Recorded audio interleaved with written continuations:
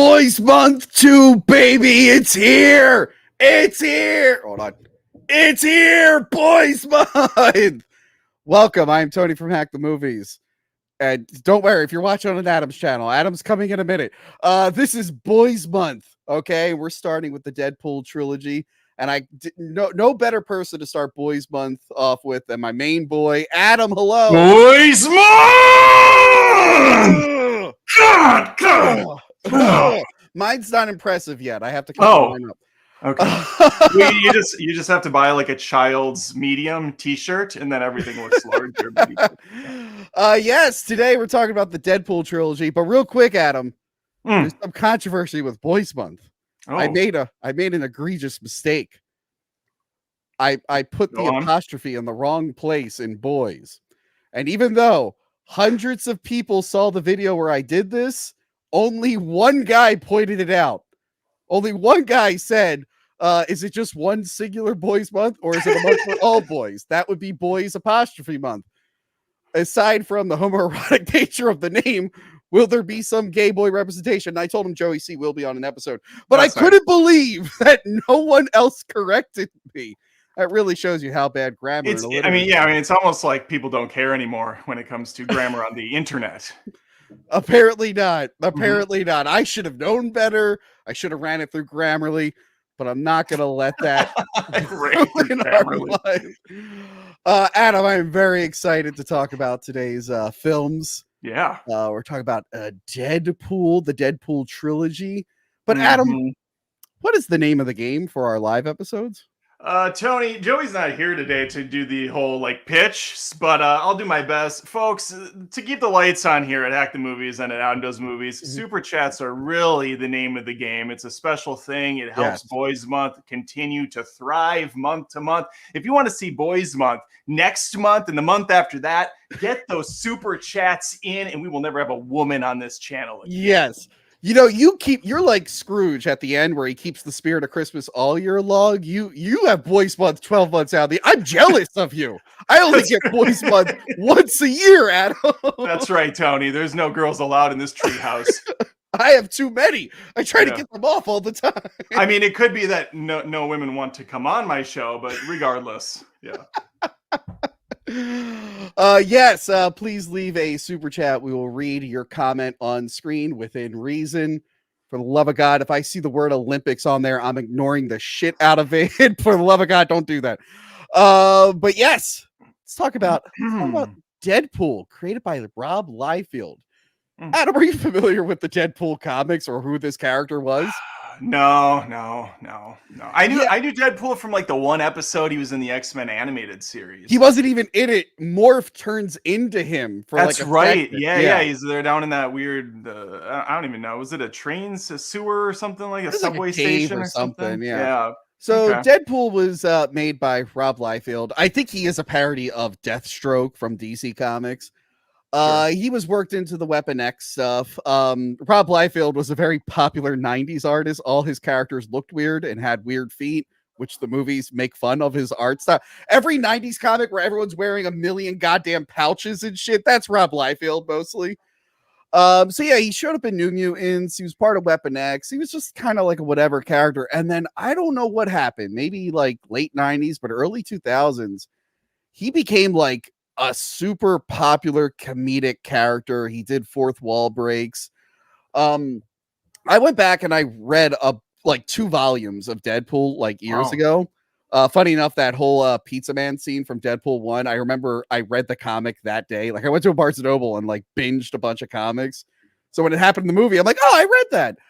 That's fun. I didn't know that they took that from the comic book. Are they pretty true to the comics as far as the story and everything? Or I think they're doing their own thing story-wise, but they're in spirit with the comics. Now, I used to not like Deadpool, but as I've learned over the years, I just think Deadpool's fans are kind of cringe. They are really annoying. It's like shotgun humor where it's joke a minute, which we've seen in the movies. So they're kind of like Nickelback fans, where the band's actually pretty solid, but you're almost embarrassed to be a fan at the. Pretty much. Okay. But but I mean, they're fine for the most. Now that I'm less jaded, they're fine for the most part. He is a fun character. He's quippy. Not every joke lands for me, which I'll probably say when we get to the movies.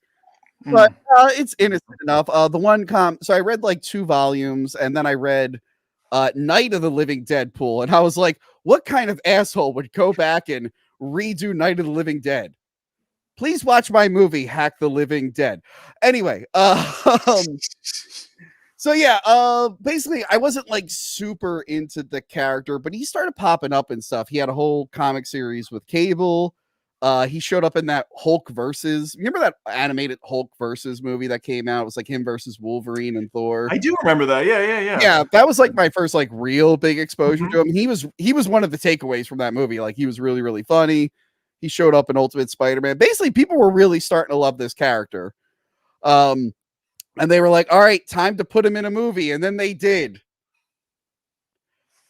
We're not going to talk about that because I already covered it in my What is the Best Wolverine episode. I'm not going to blindside you, Adam. All right. So you don't really this is all like cross promotion right now for your own shit. Yeah. So basically that's my experience with the character. He has regenerative powers. Wow, what an interesting set of facts that you can learn about right here on this video. But basically you went in blind with this character. You knew nothing about him. Yeah, I knew very little. I think the video game might have been out as well. It was before the movie for sure. Yeah, so I knew the character. I kind of got the gist of it. He's a smart ass. That's fine. Cool. Yeah. I'm in. But yeah, without further ado, now let's talk about the first Deadpool movie. You ready, Adam? I'm ready. I was born ready. Okay. The Deadpool is the last Dirty Harry film. It came out in 1988. It features a very young Jim Carrey and singing Guns N' Roses and a very young Liam Neeson. Adam, how would you rank this on the Deadpool movie?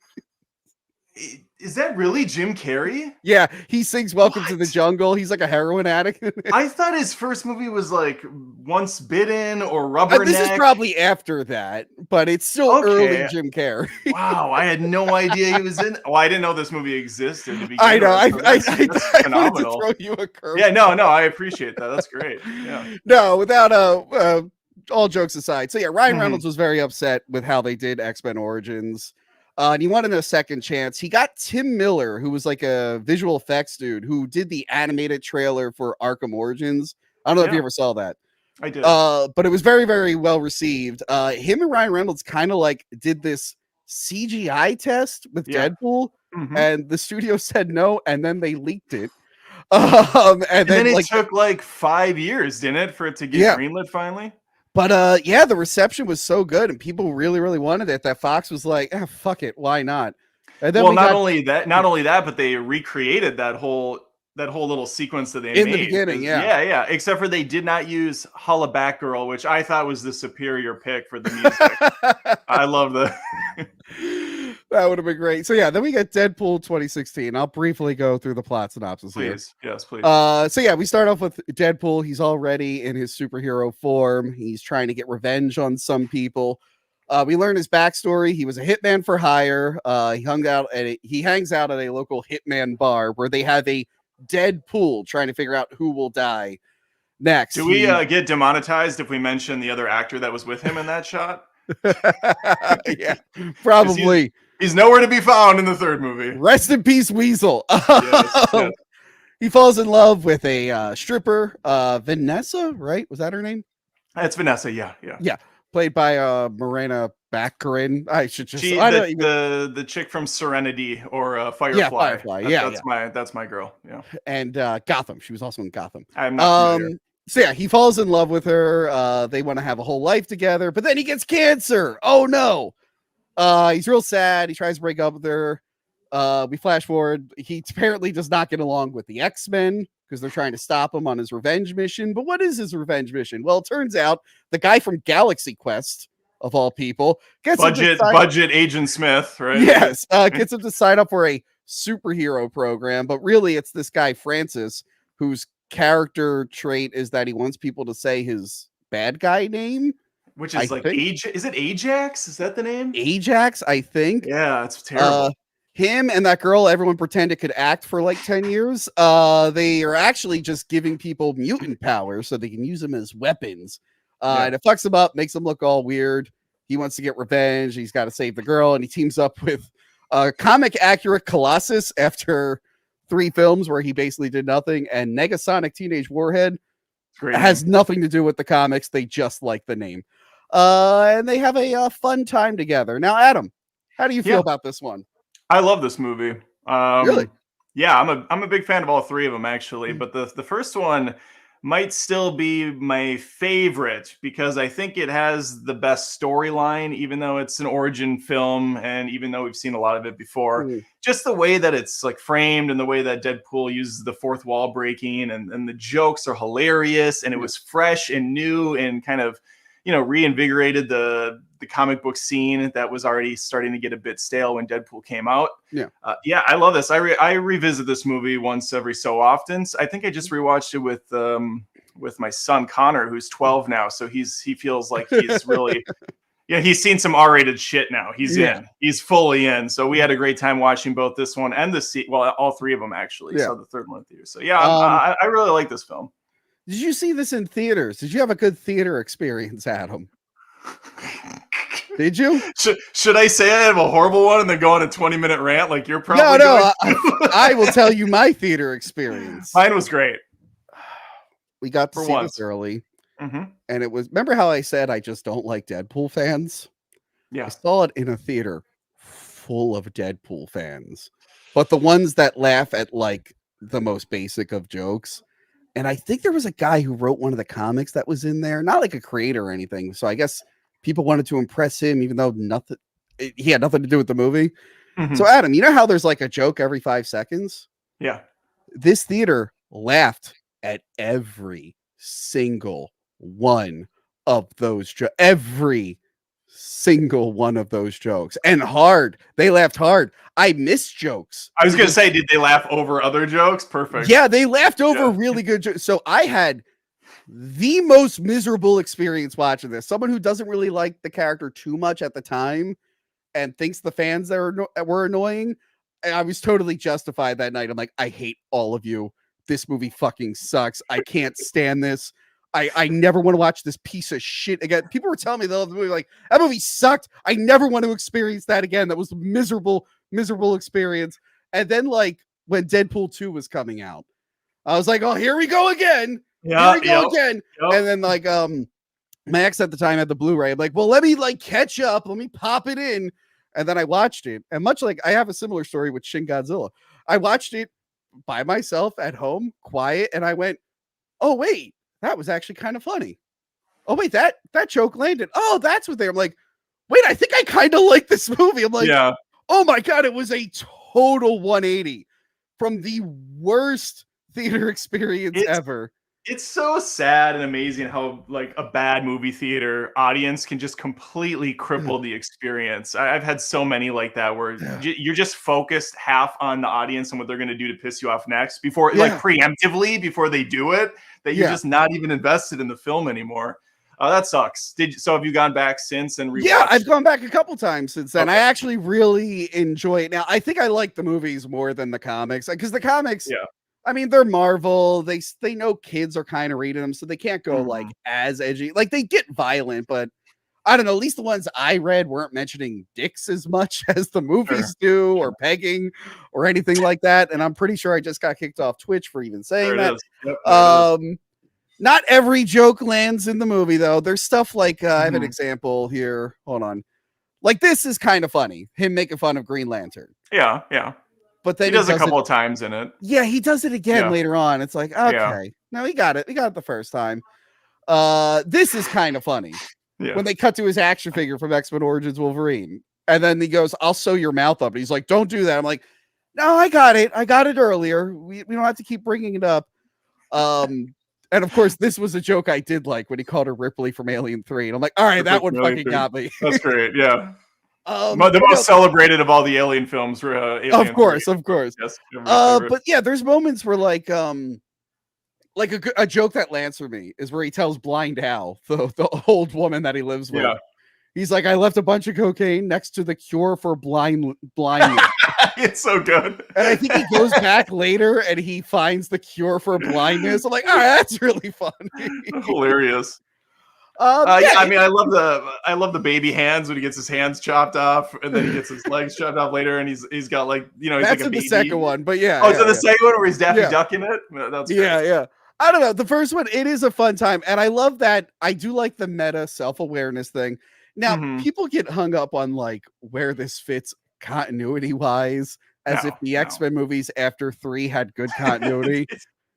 Yeah, I don't even think the third one had continuity with the second one. I'm rewatching those movies right now. No, the whole like Jean Grey as a child having the Dark Phoenix inside of her, I think that was kind of retconned from the second movie, because in the second one, she's just starting to get those powers now. And they imply that maybe the machine from the first movie is what unlocked that power. But I mean, it's not like they didn't completely start fucking up like the years. Bullshit. But no, when I see these movies, I'm like, because people right now, even we'll get to the third one, they're trying to figure out like continuity and stuff. I'm like, guys, this is like trying to figure out like the logistics of like the Naked Gun. Like these are this is a superhero.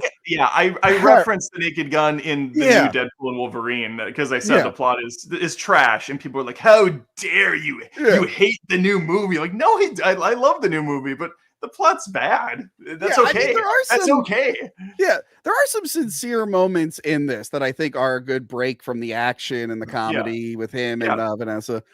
I think that's why I like this one the most, is because there's a bit more going on than just the nonstop humor. There is actually some good heart. There's a good love story. All that stuff works. Is this the one that has all the jokes about there never being any X-Men at the mansion? Because I always thought that was great too. Both movies have that. Both movies, I know what one you're thinking in the second one, but this one, when he meets her, actually, it's literally this scene. He goes like, "Oh, it's funny. I keep only running into you two." And as he's walking away, he's like, "Yeah, it's almost like the studio didn't want to pay for more X-Men." Exactly. Wow, it's a really big school. It's crazy how you're the only person I keep running into. Yeah, that's good. I do like when the Blackbird takes off. It's just reused footage from X-Men 3. Is it really? No. Oh my god, that's awesome. I didn't catch that. So yeah, they're kind of like Naked Gun, sort of Family Guy, wacky stuff. I'm not worried about like the plot or where this fits in the universe. At this point, every X-Men movie is in its own universe because it doesn't work as one cohesive thing. But yeah, it's a good time. The action's really, really solid. They have a lot of fun with his regeneration. His interactions with the X-Men are fun. It was fun seeing a comic accurate Colossus. He never goes into human form, which I thought was funny. Yeah, I was going to ask what you thought about the whole CG Colossus compared to the one from the second X-Men movie, and I think it's funny. It's the same actor from X2 and X3, but for some reason the X3 one was on Atkins or something, because he looks way different. He got like thinner. And he comes back for Days of Future Past also. Yeah, they never really gave him a lot to do. Like he barely talked. He didn't have his Russian accent. I mean, he looked cool. He looked the part. I don't mind. In the second one, I thought he looked cool. Yeah, when he was like, the third one, he looked really bad. He looked fine. Yeah, he didn't look good. Yeah, but no, this one I like that they were like, no one really cares about the continuity anymore. I mean, X-Men Origins to First Class, that breaks so much continuity. So bad. So they're like, let's just have our own Colossus, who's like the big CGI guy. And they do that again with Juggernaut in the second one. Yeah. So I appreciated that. It's a movie that really, really grew on me. I still don't think it lands all the way. Not all the jokes land for me. I think that's maybe the reason I don't rewatch it more. Where I'm like, yeah, I like that part, but I don't want to sit through that whole sequence again. But yeah, it was very fun. There were some references there. Hydra Bob is in it, but they weren't allowed to call him Hydra Bob. Apparently, Deadpool has a friend that they were like mercenaries in the past called Hydra Bob, and they bump into each other. So that's that scene in Deadpool where one of the mercenaries is like a friend of his. It's a reference to that character. Okay. Wow. Yeah. I just thought that was a funny thing. I'm like, oh, they worked him into the movie. I didn't think he would actually make it into the film. But like I said, that's for all the hardcore Deadpool comic book fan out there. You can catch that. Yeah. Also, it was kind of funny that they were fighting on the helicarrier from Avengers, but they weren't allowed to draw attention to it. I thought that was bizarre. That's interesting. But yeah, Deadpool 1, bad theater experience, but overall it's okay. You have any last words on Deadpool 1? No, I think I mean I enjoy it on pretty much every level. I love the music that they infused in it. The Never Gonna Dance Again. What's that song called? Quiet Whisper? Is that the that might be the Seether remake version of the song, which is actually fantastic. If you've ever heard Careless Whisper by Seether. They have that Angel of the Morning song in the beginning. I like the X Gonna Give It To You is pretty good. Of course, the DMX. Yeah. It's so good. And then you would see Suicide Squad try to rip off the style and fail completely, like just infusing different pop songs into the beginning. Suicide Squad 2016, yeah, they gave Boomerang or Captain Boomerang a unicorn like flies out of his jacket at one point. It's like, what does this have to do with anything?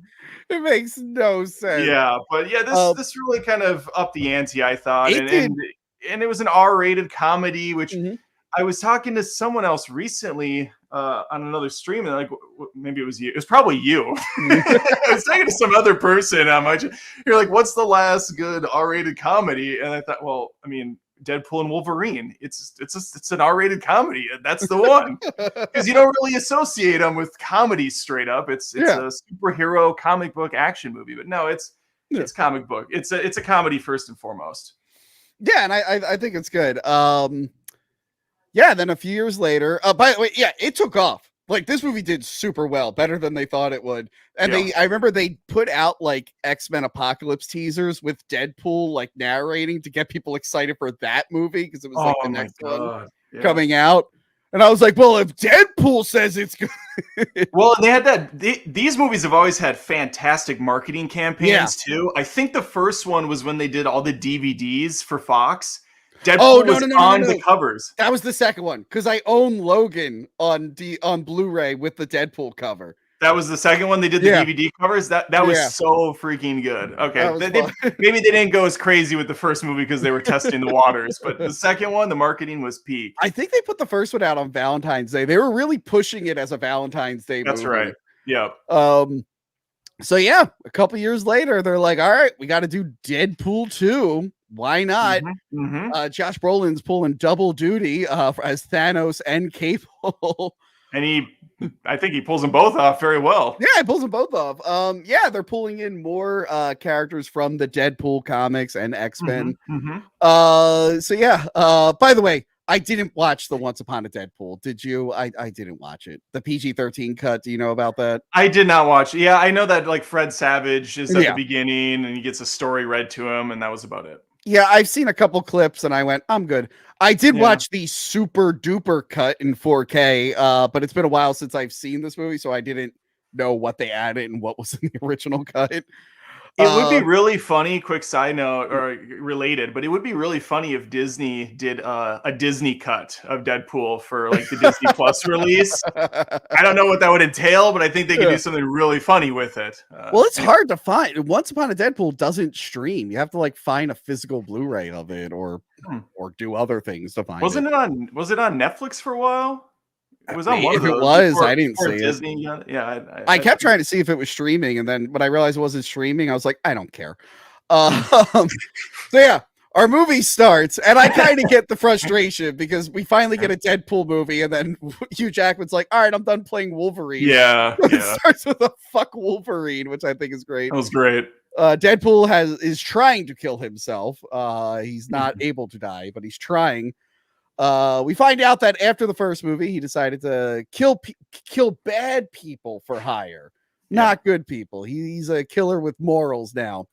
And off the bat, I want to say they got one of the John Wick guys to direct this, and the action is awesome. Like it's really good.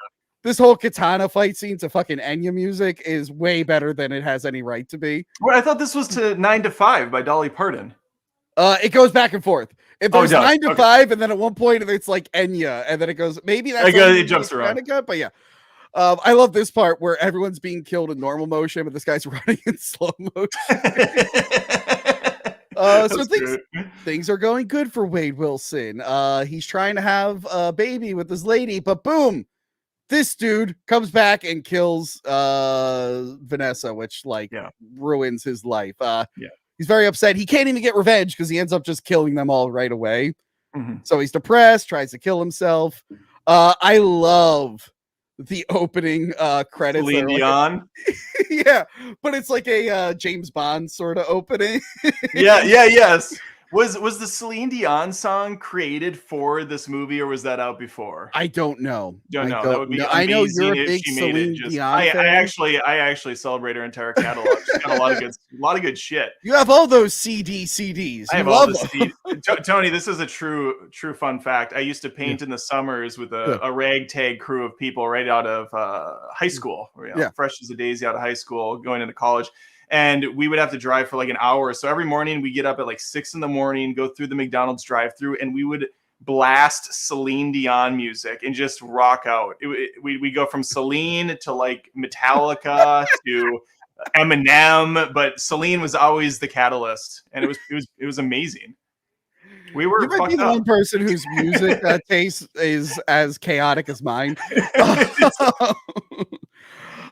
So yeah, I like the text in the beginning, just ignoring all the credits and be like, "What the fuck? Why'd you kill her?" The director making fun of himself. They do that in all the movies, which is great. I love the little nods and making fun of themselves. They don't do it in the third one in the credit sequence. Oddly enough, the credit sequence of the third one is just straight up. Do they not? There was so much going on. I guess I did not pay attention to the words that were showing up on the screen. But yeah, so Colossus like rebuilds him. Negasonic is now dating a girl named Yukio, who's not the same Yukio from the Wolverine. I love Yukio. She's great. Just a little bit of screen time she has. Yeah. Hi Wade. Hi Yukio.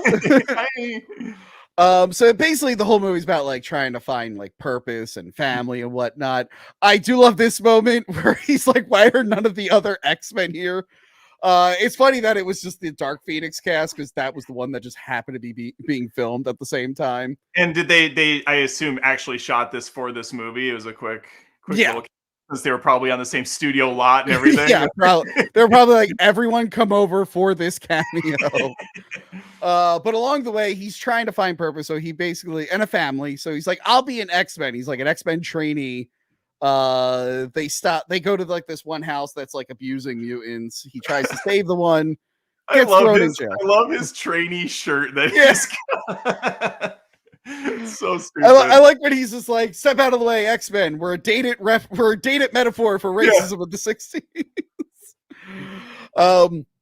So yeah, he ends up befriending a kid named Russell. They go to prison together. I love the whole like this mutant dampening collar is just bringing his cancer back full force. Oh yeah, it's brutal. Oh, he's like, I'm basically Hawkeye. But things get worse. They got to find the biggest guy and make him his bitch or whatever. Things get worse though, because it turns out Russell grows up to be a little bit of an asshole and fucks around with what you call Cable's family. So now he's back in time with the sole purpose of killing Russell. I feel like he could do other things to stop Russell from becoming a killer, but it's like, nope. This time stuff is always tricky. I know. You always got one shot, and it's something gets wrong on the dial, or he had to go exactly where he knew he'd be. It's messy. He talks about how like the whole world goes to shit and whatnot. It's like, well, why don't you stop those events from happening? Yeah. So Cable's from the future. We know him as Cyclops, and not Jean, but Madeline, the clone of Jean's son, whatever. So we know him as that. They don't really address that in the film. Wade makes his own little X-Force team. X-Force is awesome. Consisting of Bedlam, Terry Crews, Zeitgeist. Is that one of the That's Pennywise, yes. That is one of the Skarsgård. Bill Skarsgård, thank you. Yeah. Not Austin Butler. I know you get those two. I do get them confused. The Butler, they're all the same at the end of the day to me. Then there's Vanisher, played by Brad Pitt for 5 seconds. I wish they would have brought him back in the third one somehow. It would have been fun. And then, of course, everyone's favorite character from the Mortal Kombat 2020 film. He's there as Shatterstar. He has probably got him the role as Cole Young in Mortal Kombat. Oh God, Cole Young. Yeah, it's the worst character. And when you think of characters that Deadpool crosses over with a lot, you think of Cable, and you also think of well, not him. You don't think of Peter. Never mind. I messed with my slides. I love that there's just a guy named Peter who auditions for. Yeah, he just wants to be part of something. He just wants to be part of the team. Yeah. But no, you think of Domino, played by Zazie Beetz, and Adam nailed it. Looks just like her. Perfect casting. They all fucking die, which is pretty great. Which I kind of called as it was happening. I'm like, oh, they're all gonna fucking die. None of these people are making it to the end, except for Domino. Who? Yeah, she is so good in this movie. I don't care. I don't care if she's not even remotely comic accurate. That actress, role, it was so good. Her comic power is, and I love. Again, they make fun of Rob Liefeld, where he's like, what stupid power is that? Who would have came up with that? And he goes, a guy who probably can't draw feet, which is what Rob Liefeld is really criticized for. That's awesome. But yeah, they eventually release a comic accurate Juggernaut, not the Leather Daddy from X-Men 3. I'm the Juggernaut, bitch. It's so bad. Oh my god. Yeah, then it becomes a race between him and Cable, being like, Cable wants to kill Russell, and Deadpool's like, wait, I think there's a way I could stop him from becoming what he hates. Oh, and Dopinder from the first movie wants to be a hitman. Where do you land on Deadpool 2, Adam? I like this movie a lot. I already gave you my best, but I think this is it's very, very close to runner up. I'm undecided if I'd put it above the third one.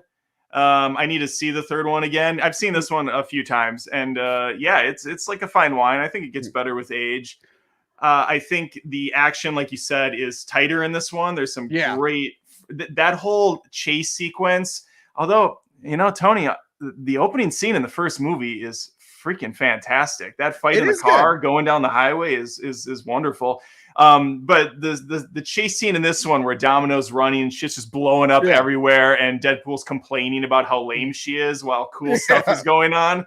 Very, very well done. Yeah. I love how Deadpool's on the bus and he's like doing the sword thing, and he's not blocking any of the bullets. He's not blocking any of the bullets. They're all just going right through him. I think he does it first, and then he just gets way too tired. It's like, just it's so well done. And yeah, I think the only problem I have with this one, and it's intentionally done, but that doesn't make it any more enjoyable, is where Deadpool kind of keeps pretending to die.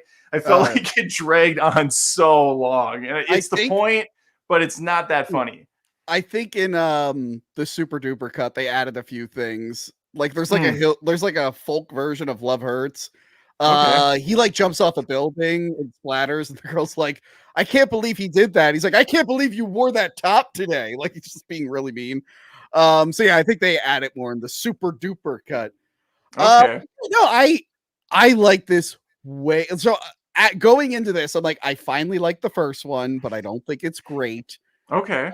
I'm enjoying. I'm glad I gave it another shot. I enjoyed it. I'll watch it again. I went into this one. I'm like, this is fucking awesome. Like it won me over so much. It like the jokes just land so much better than the first movie.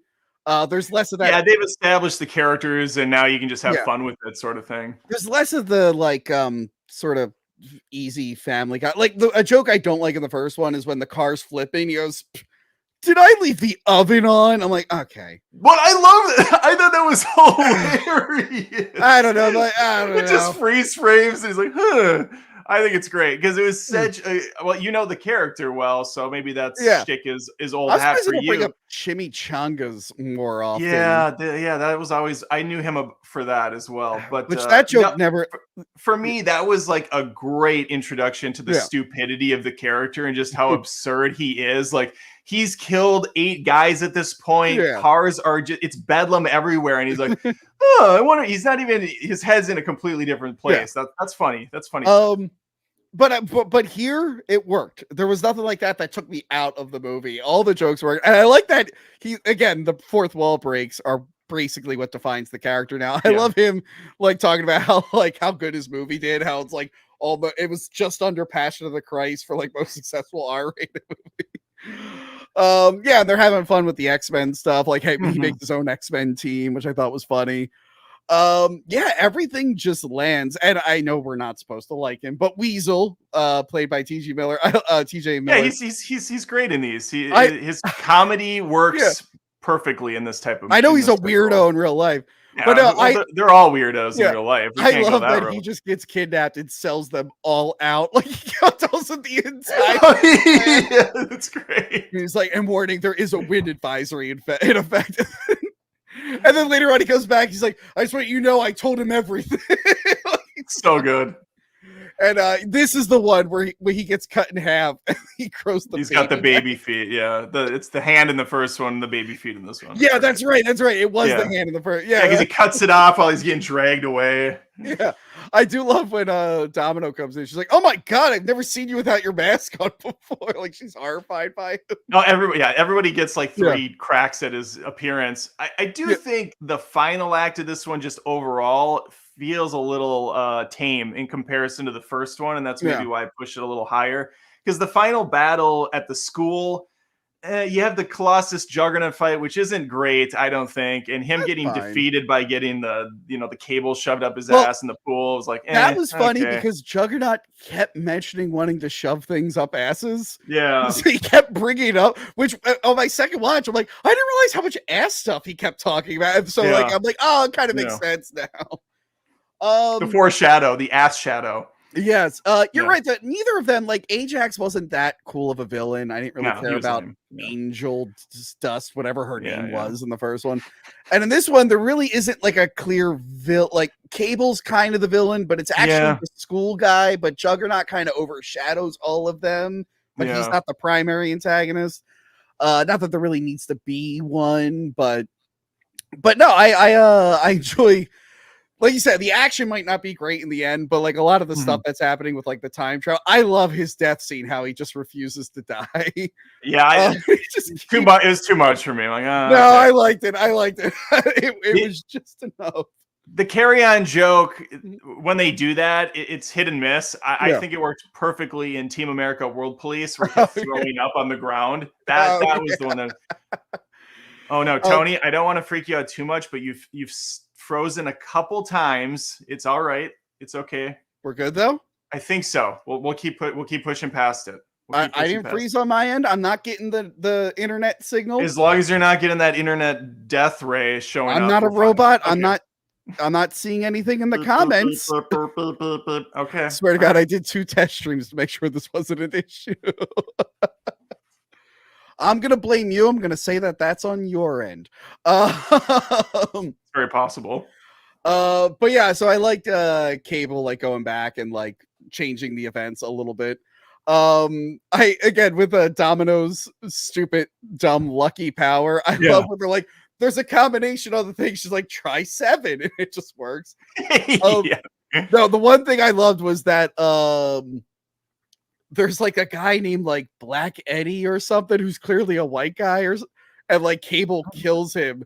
And then, like, throughout the rest of the movie, Deadpool just thinks he calls him racist. He just calls him racist the whole time. That's right. And I love as he's dying, he's like, I hope one day you could judge a person based on the content of their character. And it's like, he's not racist. So funny.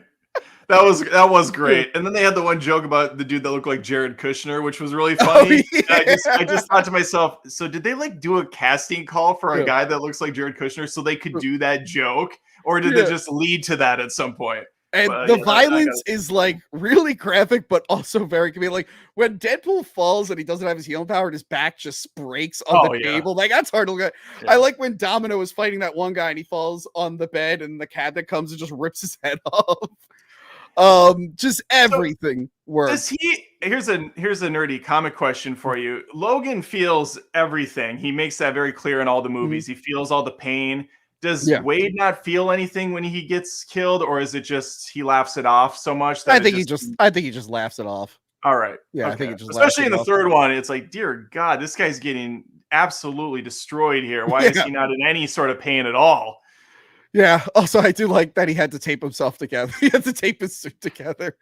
But yeah, this movie ends with a bit of time travel shenanigans. He goes back and saves his girlfriend, which is good. All right. So a lot of people were legitimately complaining that they killed his girlfriend off. And because that is a comic book trope that people don't like. It's referred to as fridging, Adam. Have you ever heard this term? I've not heard that. No, it sounds amazing. So apparently people think that when writers need to come up with drama for a character, they pick the easy way out and they kill a girlfriend. And the one example they have is the one Green Lantern, Kyle Rayner. Some bad guy killed his girlfriend and shoved her in a refrigerator for him to find later. And they're like, people really, really hated the decision. So it's called fridging. So people were genuinely upset about that. I'm like, guys, this is a parody of superheroes. It's being done on the whole opening song. The text is with you and talking about how that's stupid. And they were smart and they brought her back. Although I don't know why when we factor in the third one. So that didn't bother me, and it bothered so many people. I'm like, guys, fucking relax. This isn't meant to be a serious superhero movie. It's just supposed to be a joke thing. But yeah, he does a couple things, like kills Ryan Reynolds before he stars in the Green Lantern. And then he kills baby Hitler. That was nice. That was a nice touch. Again, people always say, like, you could just move him. You don't have to actually do that, but not Deadpool. All right, I have a random question. So, and I've seen this happen on different streaming services where they will edit out scenes in movies just randomly or jokes in TV shows. It's bullshit that they can even do that. But I could have sworn there was a scene at the end of Deadpool 2 where he goes to Logan's grave and he is thinking about injecting him with that green serum. And then he's like, nah, and he walks away. Is that not at the end of this movie, or have I lost my mind? I don't think I've ever even seen that. Have I lost my mind? I swore this happened at the theater when I saw it. Let me take Hitler's name off the screen. Yeah, please do. Yeah. I think maybe that was like a joke thing that someone filmed. I've never seen that in either cut of the film. I don't know. I might truly have dreamt it. I might have dreamt it because I watched it with the kids on like Disney Plus or something, and I was waiting for it to come up, and it never did. And I thought for sure, well, he's got the time device. He went there, and it happened. And okay, well, I think that might have been really lost it. That might have been like something a fan made or something. No, it was not a fan made, Tony. Okay, never mind. I've never seen it. I've never seen it or heard about it. It's a YouTube video of a guy with like some baggy Deadpool thing. I'm like, that's real. That was in the theater. I saw that. But yeah, the ending is fun because my whole thing with the end of Deadpool 2, I'm like, you know what? This kind of justifies every plot hole and continuity issue in the X-Men series. Now you can just blame everything on Deadpool having too much fun with time travel. It's like, oh, why did Bolivar Trask, why was he a older black guy in X-Men 3 and then he's Peter Dinklage in Days of Future Past? You're like, oh, Deadpool went back in time and caused a butterfly effect. Changed it. Yeah. Why are there like multiples of the same? There's a Caliban in X-Men Apocalypse and Logan because the productions didn't talk to each other and they didn't know what mutants were being used. Now you can just blame that on Deadpool. And also at the time, it didn't really matter. You didn't think about it because it was silly. But in the third one, it's apparently established that this device not only travels through time, but also through universes, because that's why he's able to assassinate a different version of himself and all that stuff. It all kind of ended up working out maybe better than they even anticipated. Yeah. But then okay. No, I agree with you. That's great, Adam. Shut up.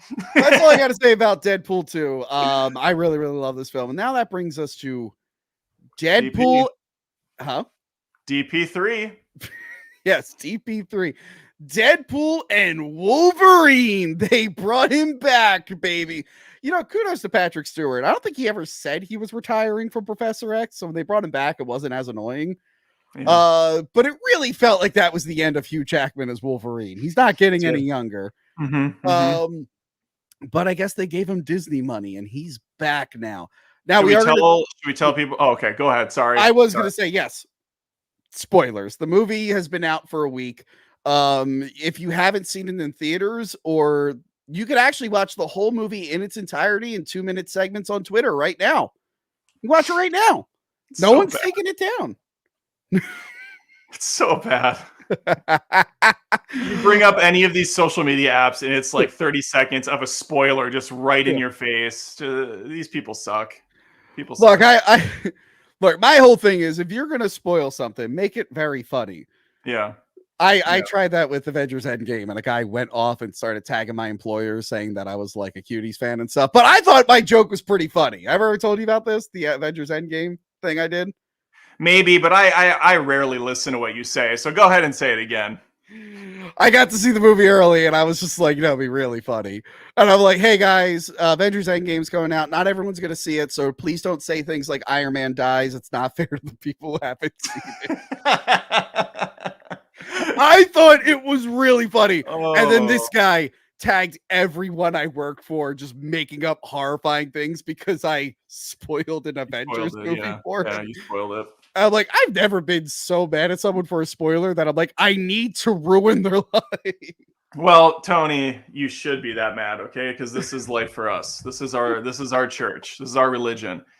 What was I gonna say now? I had something so witty and so profound. But let's keep going. Let's talk about Deadpool Wolverine. Oh, I was gonna say this is live, so there's no spoilers or any tags anywhere. So anybody could join this live at any time, right when I say Blade is in this. And then they're like, okay. Oh, no, I didn't know. What? No, I didn't know there's gonna be spoilers. Yeah. There's an option to do like a ticker, right? What's that? There's like a ticker at the bottom you can do, right? Oh yeah, you can do if you're in your stupid, it's on the right side. There's banners you can do. Yeah, hold on. Go to banners. I'm not in the actual. I don't see what you see right now. Oh, banners. There we go. And then you just create one and type in there. There's gonna be spoilers. Spoilers. Yeah. Hold on. Okay, let me add that banner. Put the Bruce banner in there. There we go. Spoilers. Nice. Now everyone. It's not what I thought you were gonna do. What are you talking about? I'm making sure spoilers are in there. You're right, though. Why isn't it a ticker? Is there a way to make it a ticker? Yeah, there's a way to make it a scroll. There's an option. Oh, there we go. I can do like a class with you when done. Yeah. There you go. Blade so if you're tuning in, spoilers, Blade is in the movie. Okay. So now it's not ruined for you because you know. Now you know. So we meet up with Deadpool years later. We find out that he traveled to. I'm still mad that the MCU is calling itself 616 because that's supposed to be the universe for the comics. It's really annoying that they didn't make their own number. Anyway. Yeah, I'm really upset about that too. I lose sleep over it, Adam. You should, you know what you should do, Tony? The healthy thing would be to find everybody that worked on this decision and start making up a bunch of terrible things about them. That's the healthy adult thing to do. Yeah, so he auditions to be in the Avengers, and I like that Jon Favreau's there. Yeah. Because this is the first, like, marriage between, like, the Fox Marvel stuff. They teased it a little bit. What's his face? Quicksilver was in WandaVision, but he was a different character. It was the same actor. So yeah, it's Jon Favreau who kind of started the MCU, and he did, and Ryan Reynolds, who was like pretty much bringing these two things together. And I like all the MCU stuff that's in Favreau's office. I thought that was fun. That was nice. You had the shield and the helmet, and I did think, like, story structure wise, this came out of nowhere, and I was so confused about what was happening. I'm like, is this the same Deadpool we were just watching 5 seconds ago? Is this a different multiverse Deadpool? So I think narratively it was really messy in this first half of the film, but obviously it doesn't matter in the grand scheme of things because I was laughing my ass off the entire time. Yeah. So he comes to the Earth. They turn him down. They turn him down as an Avenger. And he ends up getting picked up by the TVA from Loki. Yep. I did not. Everybody knows Loki. Everybody's familiar with the material, so nobody was confused at all by this film. I saw the first season of Loki. I didn't watch the second season. I don't know anything. So I don't know. I'm like, was it TVA that was like secretly Kang? And I know the first season ended on a cliffhanger, but I never figured out what that was. Is Kang even related to the TVA anymore? I don't know. Yeah, I don't know. And the whole plot was very bizarre because the whole idea is this TVA lackey wants to become the all-knowing god of the TVA, the king himself. but he's like annoyed by how long time is passing for universes to be destroyed. Yeah. So, but we also know that the TVA is not on like normal time. Time is abstract. So what does it even matter? He's not waiting. He can just jump ahead or go wherever he wants. So that whole thing was very weird to me, but go on. Continue. Here's a question I have, Adam. Okay, please. So the TVA guy, well, by the way, Wade Wilson, he's now a car salesman. He's broken up with his girlfriend. She's dating someone else. I thought that was stupid. They didn't even like work it that was terrible. That was the one thing. Why is he not with her? It made no sense. And like, it's not even like that was like a joke, like making fun of how sequels do that. They didn't really have fun with it. It was just a dumb thing to do. Shatterstar lived. He saved Shatterstar.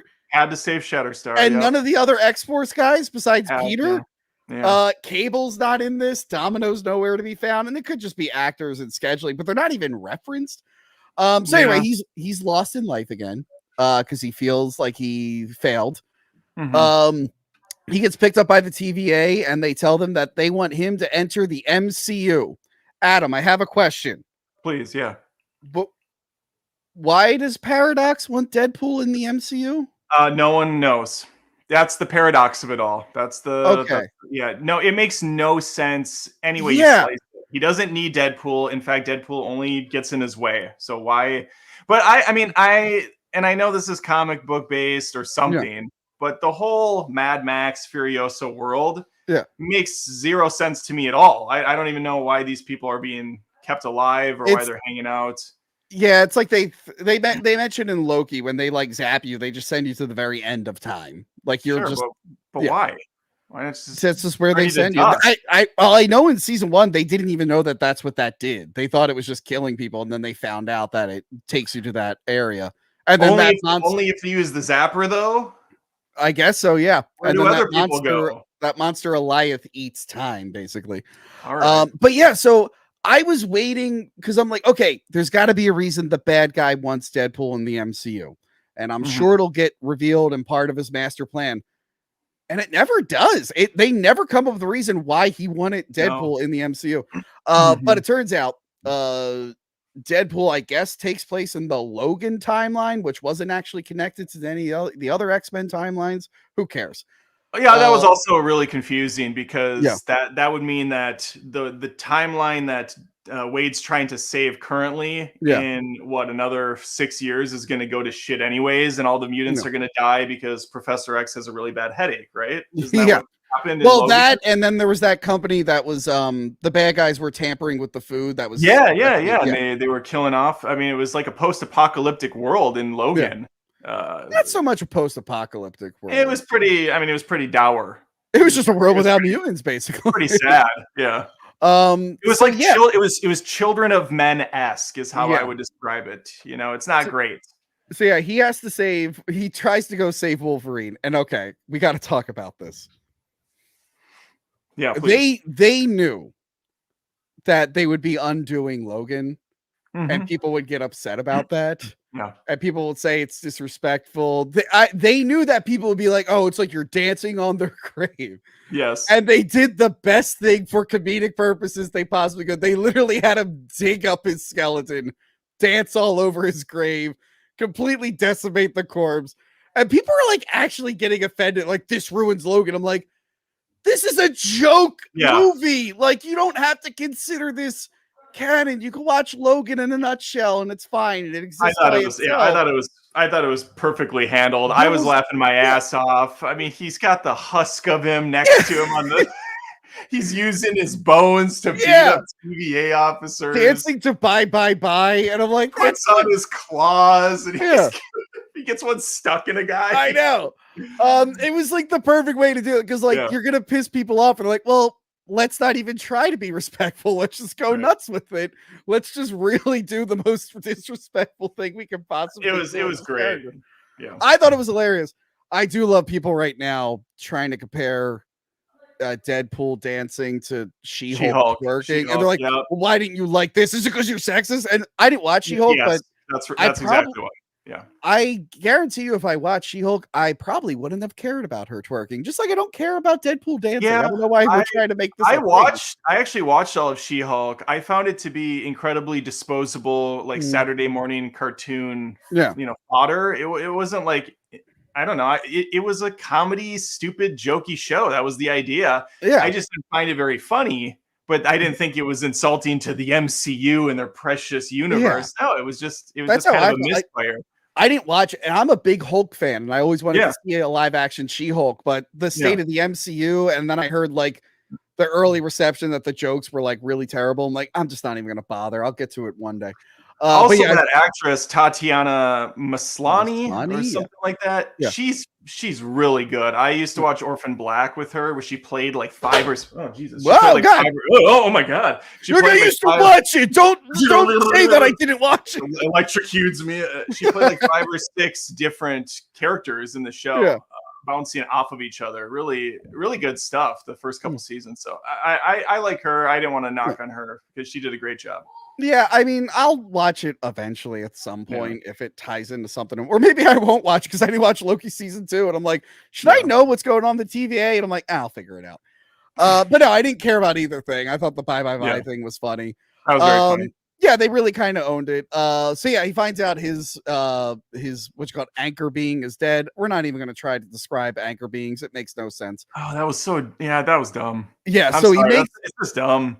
So he tries to pull a Wolverine from a different timeline wearing the yellow and blue suit, which I thought was fun, finally.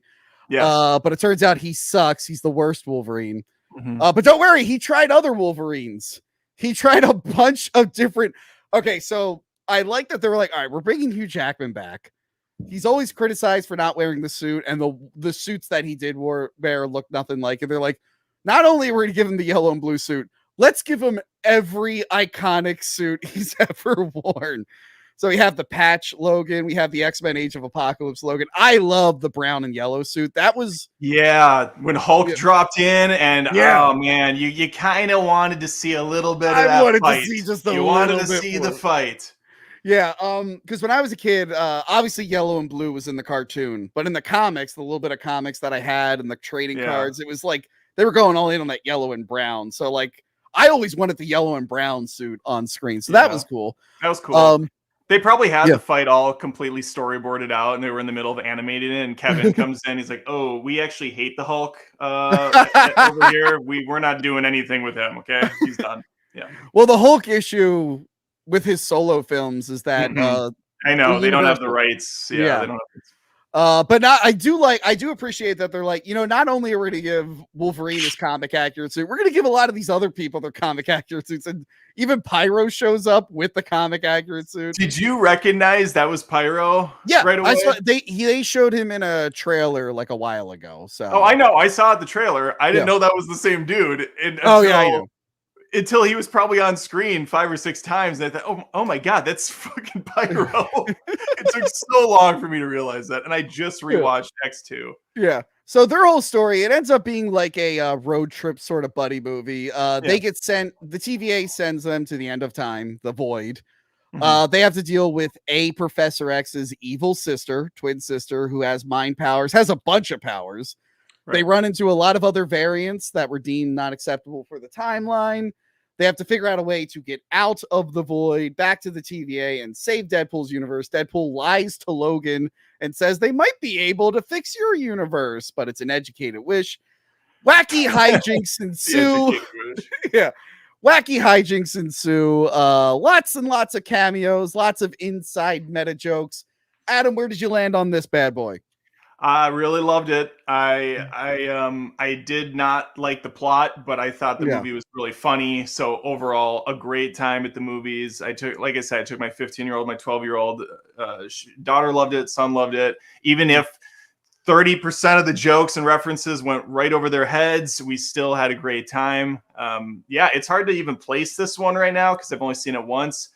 I think it's probably going to be the easiest one to rewatch because it just seems so loony nonstop this time. And there's way more action in this one than either of the previous two.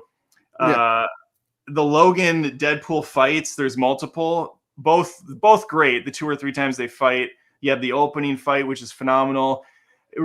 What's the ending? Oh, and then the end fight with the Deadpools, where they do the one cam going across the road. Yeah, so well done. An old school like beat 'em up, side scrolling beat 'em up. Yeah, like a Mario Brothers style where they're jumping on cars. Or the X-Men beat 'em up arcade. But yeah, sure, bring up Super Mario Brothers. Because when I think of side scrolling beat 'em ups, I don't think of Double Dragon or Streets of Rage. I think of Super Mario. I know all your things. I know all your games. Okay, I brought up Mario because they just had the Pixar movie and they did the exact same shot in that where Mario and Luigi ran left to right. Pixar. That was Illumination. I'm sorry, Illumination. I'm sorry, Illumination. Yes, of course, the Minions. Yeah. God. No, I really liked it. They purposely like teased us by giving us Lady Deadpool, then not showing who was under the mask. They did the Hulk tease. They showed Baby Hulk or a Baby Deadpool, Baby Pool or whatever his name is, and he doesn't fight, which was really a bummer. Yeah, I like. I think that's almost a joke by itself because they had Baby Pool in there for like 3 seconds, and then they're selling merchandise about Baby Pool. Like he's gonna be this big thing in the movie. I think even Disney and Fox are like, look, we're letting you get away with a lot. We can't let you kill a baby, even if it's a baby who can regenerate. Like we're not. Other studios will, not us. They could have had the baby doing the Yoda, like flipping around and just beating the living shit out of him, and then they just take him and throw him against a wall. Yeah. I mean, Austin Powers 2 got away with it many years ago with Mini-Me. He beats the living crap out of not a baby, but okay. I know, but it still looks really sad when he's like smacking him against the pole and. I enjoyed it. I enjoyed my time watching it. Saw this in IMAX 3D. I do worry like a lot of the jokes are like inside baseball. Like there are people. I asked my friend Casey, so she watched the other movies. Not like all Marvel movies, but like the X-Men and the Deadpools leading up to it. And I'm like, did you get the Channing Tatum thing? She's like, after my boyfriend explained it to me, I'm like, that's going to go over a lot of people's heads. So obscure. Based a fan cast that they were going to make. It wasn't a fan cast. It was a legit cast. They were going to make that movie, and then it never got made. So, as someone who knows the backstory, it was funny for me because his whole character is he doesn't know his origin, he doesn't know any of his motivations. Yeah, because this movie literally never got made. But to anyone else, will this be funny? Will this be funny to anyone else? No, I mean, again, my son knows Gambit from the animated show. Yeah. So he wasn't looking at it as humorous. He was looking at it as, oh, cool, Gambit's in this. Gambit's awesome from the cartoon. I do think Che-Tay did a good job, but he wasn't quite superhero fit for the role, I didn't think. We're not getting any younger, so we're starting to kind of expand facially and everything. They had to get him on that Ozempic diet and get him to do better. I feel like if his movie actually got made, it would have been very different. But I feel like they were like, you know what? This is going to be my one chance to play the character. Let's go full on comic accurate. Yeah. And let's just up the Cajun accent to 11. Let's just make that was hilarious. Ridiculous. Now, Adam. Yeah. We were talking about spoilers. You were aware that this big reveal in this movie was spoiled like a week before it came out. The X-23. The X-23, I was actually pissed. That's the only thing that was ruined for me because the stupid studio put out a trailer and I foolishly watched it. So I saw that and I'm like, oh, why would you idiots do that? That was like the one thing that didn't get spoiled. Because a lot of the other stuff like Sabretooth got spoiled. Pyro got spoiled. He was they were in the trailers too. Yeah. Well, not even the trailers, just the set photos from like a year and a half ago. Because remember, they stopped because the strike and they had to wait. Strikes. They had to wait till both strikes ended. Yeah. So I saw the X-23 preview and I'm like, damn it. So it got to the car fight, the Honda Acura or whatever car fight, which was a lot of fun.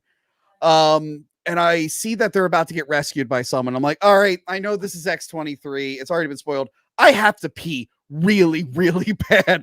So I get up and pee and I come back in and I look up and I'm like, wait, what? And I see Channing Tatum, Jennifer Gardner, and Wesley Snipes. Are you serious? You walked away before the reveals? I thought it was just going to be X-23, and I'm sitting there, and I'm like, wait, what? I'm like, wait, what's going on? What did I miss? I'm like, I peed for 5 seconds. The other thing, X-23 is not even in the scene until the end of the scene. I'm like, was that a fake out? What's going on? Well, and also in the trailer they showed, I mean, it was edited, but they made it look like she was out by the bonfire with Logan, not in the Yeah. cave. So even from that standpoint, you should have still been hanging around, Tony. I'm sorry. Shame on you, Tony. I really needed to pee and I could not hold it anymore. It's funny you say that. I went to the bathroom shortly after I think she came out, and they did like the bonfire, like one-on-one conversation. I'm like, I have time to go quick.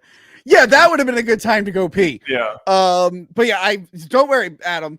Since this movie is up on Twitter in its entirety in 2-minute segments, I did go back and watch that scene. And then you got to be like, oh, yeah, Blade's in this, yay! I didn't know Blade was throwing out the R word. I missed that.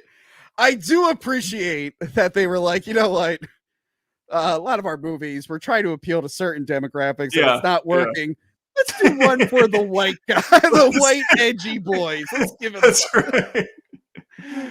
And I do like Deadpool making fun of it. Like he calls the one girl ableist because she's in the wheelchair, but she's not. She's not actually disabled. He's like, oh, the Gen Z's not gonna like that. And I do when Blade uses the R word. He's just like, well, the woke mob can cancel me here. Again, these are really funny right now. Yeah. But I feel like 5-10 years now, will these jokes still land? Like, have you watched any of the scary movies recently? Those comedies? Well, I only liked the first one to begin with. I didn't think they were very good after that. So. But even that one, like, there's a couple of them that were referencing like popular commercials. I'm like, if you show this to someone now, they wouldn't laugh at any of these. Yeah, shows. They're like doing the caveman. It's so easy a caveman could do it. Anybody remember that? The twins. I think that was in the third one, that beer commercial. We're like, we like this and the twins. Just do it. Yeah. What's up? The very first one. It's like, okay. Yeah, so there's a lot of jokes like that in this where I'm like, I don't think any of this is gonna land like 5-10 years from now. It's funny in the moment. It's funny right now. I did appreciate. Well, that's why I'm like on the fence of where to put this one, because I think a lot of it is really just kind of jokes that I don't think are going to hit again after the first initial like, oh, I remember that, and that's a fun reference, but there's no like layer to that humor at all. It's just kind of a one and done sort of situation. Also, do you think were they sponsored by Honda Odyssey? Was that just a hilarious, obnoxious tie-in that they embraced fully? I don't know, but what they were sponsored by were, I think, Heineken, because I've seen that fucking Deadpool Wolverine Heineken ad a million times whenever I'm scrolling through any social media thing. Where Wolverine's like, where'd my claws go? And Deadpool's like, I made adamantium cans. I'm like, oh god, I can't watch this commercial. Did they do any cross promo to his Mint Mobile or his Aviator? I didn't notice any. I don't think they did either, but there might have been an Aviator bottle in the background somewhere. Who knows? You know what I did enjoy him making fun of, where he made fun of The Rock with the balance of power is about to change. Oh my god! Yeah, that was good. So many good little jokes in there. And again, he made fun of Wolverine's recent divorce, Hugh Jackman's divorce. Great, and Jennifer Gardner. That joke was probably the best. The Daredevil. Oh my god, I'm so sorry. It's okay. Oh, never mind. Here's one thing I didn't appreciate, Adam. They talk about which Punisher left the rocket launcher, and he's like, oh, there's been a bunch of Punishers. And then Blade goes, only ever been one Blade. Only ever will be one Blade. And now I'm not sad for Mahershala Ali, whose movie still hasn't been made. I am livid over the disrespect of him ignoring Sticky Fingers from the live action Blade show, which I have been covering on my Patreon. Why did Blade not reference Sticky Fingers? It made me very, very upset.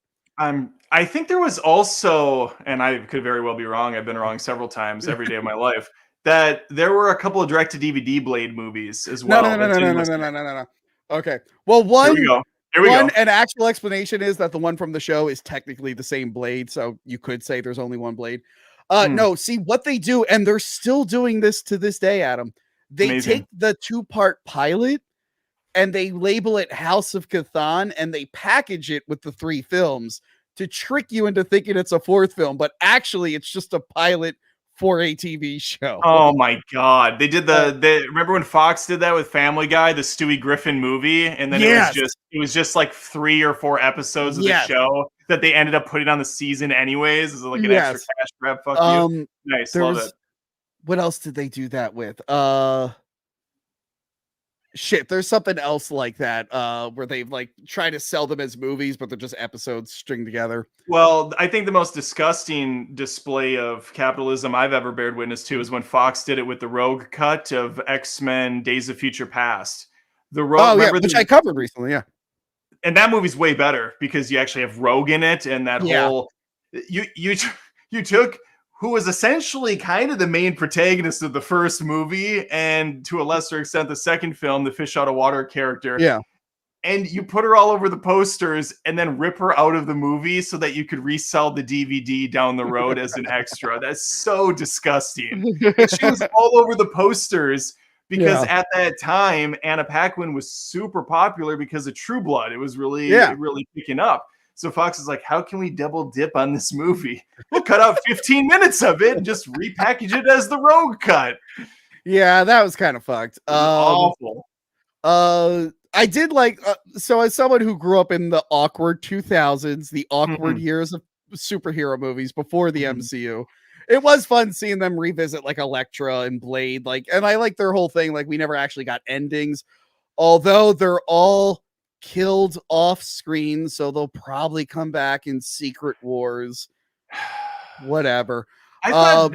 I feel like if Tatum could have taken like 5 pounds of his weight and transferred it to Wesley Snipes, we would have had a nice equilibrium, because Snipes looked a little thin in this, I thought. He was a little frailer looking. Maybe it's because they didn't give him the cool jacket. I don't know why he didn't have his jacket on. He didn't always wear the jacket, and they are in a desert. I know he didn't always wear the jacket, but if you're going to bring him back for nostalgia's sake, which is what they did, throw him in the jacket. I will say there's one thing. There's one thing that upset me, because like in Deadpool 2, we got to see Juggernaut, size accurate Juggernaut. I'm like, oh, but he's not red. He's wearing the yellow prison uniform. He's got a gray helmet.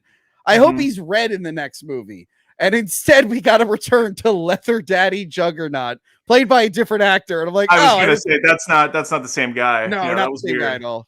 He said he didn't want to do it. I think they interviewed him. He's like, I don't want to do it.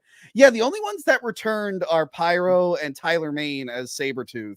But like, who were the randos? Do you know who the randos were? There's like a woman that was dressed in all leather, and there was another guy. I think some of them were just whatever. But like Toad, Deathstrike, the one girl from X-Men 3 were in there, but they were all new actors. The Russian from The Punisher is in there, but it's a different Russian with the yellow and red, the white and red shirt.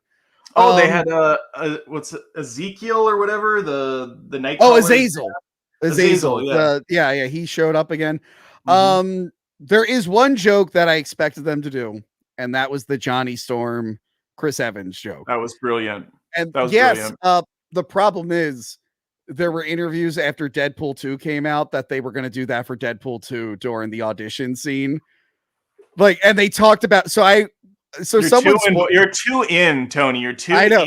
You're too online. You're too in the weeds. I had to research stuff at the time. No, you can't research anything. You have to be like me and get names wrong, get locations wrong, and then you just pretend like you know things, and then people in the comments like, what is he talking about? But originally in that one, it was going to be during the X-Force audition. He was going to show up, and Deadpool was going to get like real excited, like, "Oh my god, we got Captain!"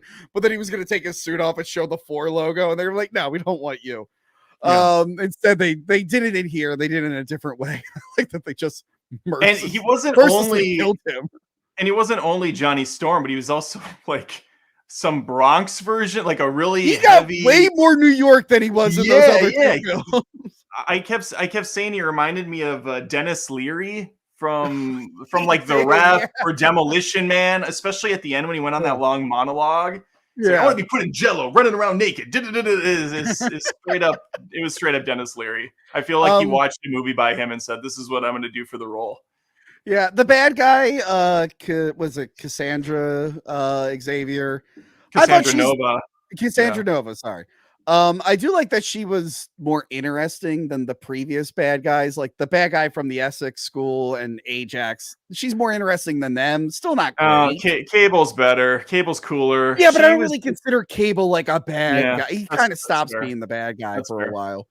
She was just an overpowered kind of nothing character. There just wasn't much there to work with. But unlike most, I guess I shouldn't say unlike most. Marvel is notoriously bad with their villains, but Mm. unlike the DC side where they usually have a pretty cool villain that elevates Yeah. things, I feel like the villains in these movies are always just kind of afterthoughts that are just Yeah. they're just items for the character, the straight man, for the comedic character to bounce lines off of. Mm. Also, But yeah, she was really into hand stuff. She's really yeah, into that fingers. apparently is from the comics. I looked up some images. She does do Yeah. that. Like, I don't know why. She had like a bunch of like not specific powers. They were all kind of general. She's like everything. She can do everything. Yeah. Yeah, so there's a lot of fun action. You can see X-23 in there. You can see they made Hugh Jackman do all the things you wanted him to do over the years.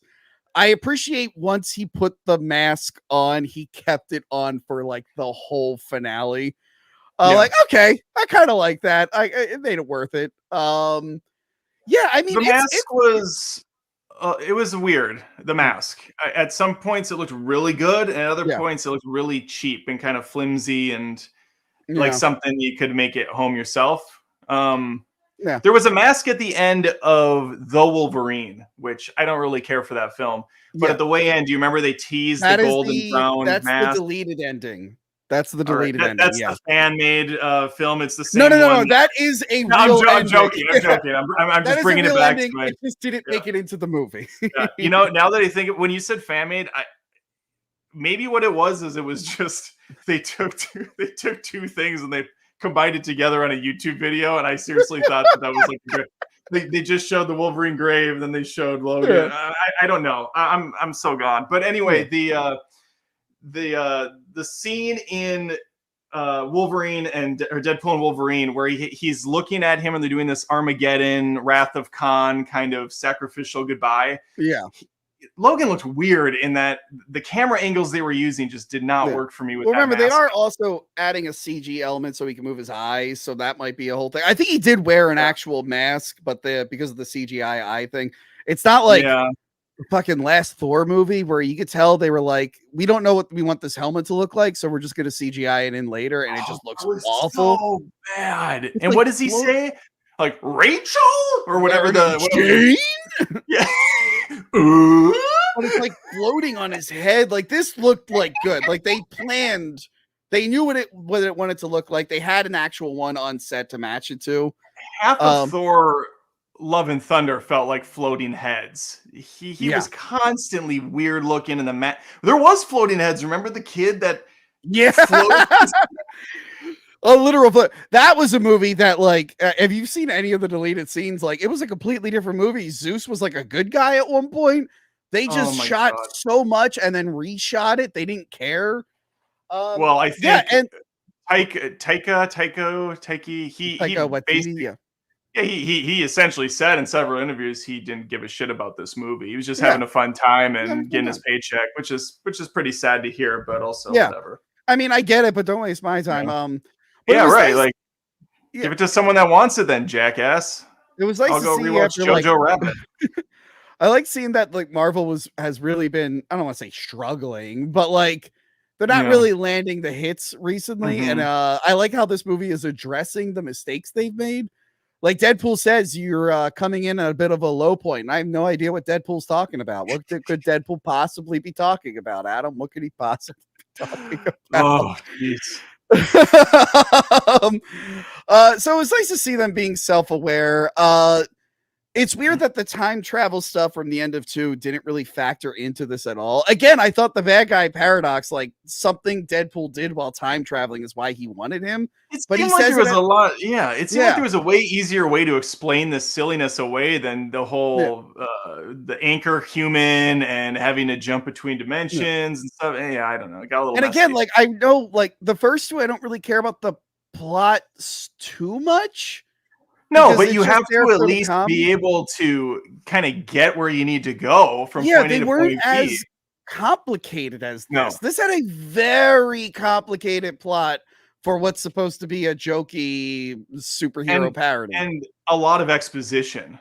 Which they make fun of, but then it's like, but you're also kind of doing it legitimately. But you're also doing it, so you can't have your cake and eat it too, sort of thing. Yeah, I mean, I appreciate them going. I appreciate them going big, I guess.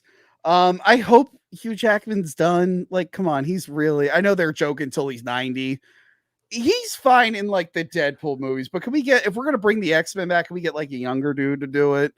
And I don't think he's done. I think they're going to, at least for this Secret Wars or whatever the hell's coming out, the next Avengers movie. I bet we're going to see Hugh Jackman. We're going to see those fucking Spider guys show up again. Andrew and Tobes are going to be there. They're going to bring them all in.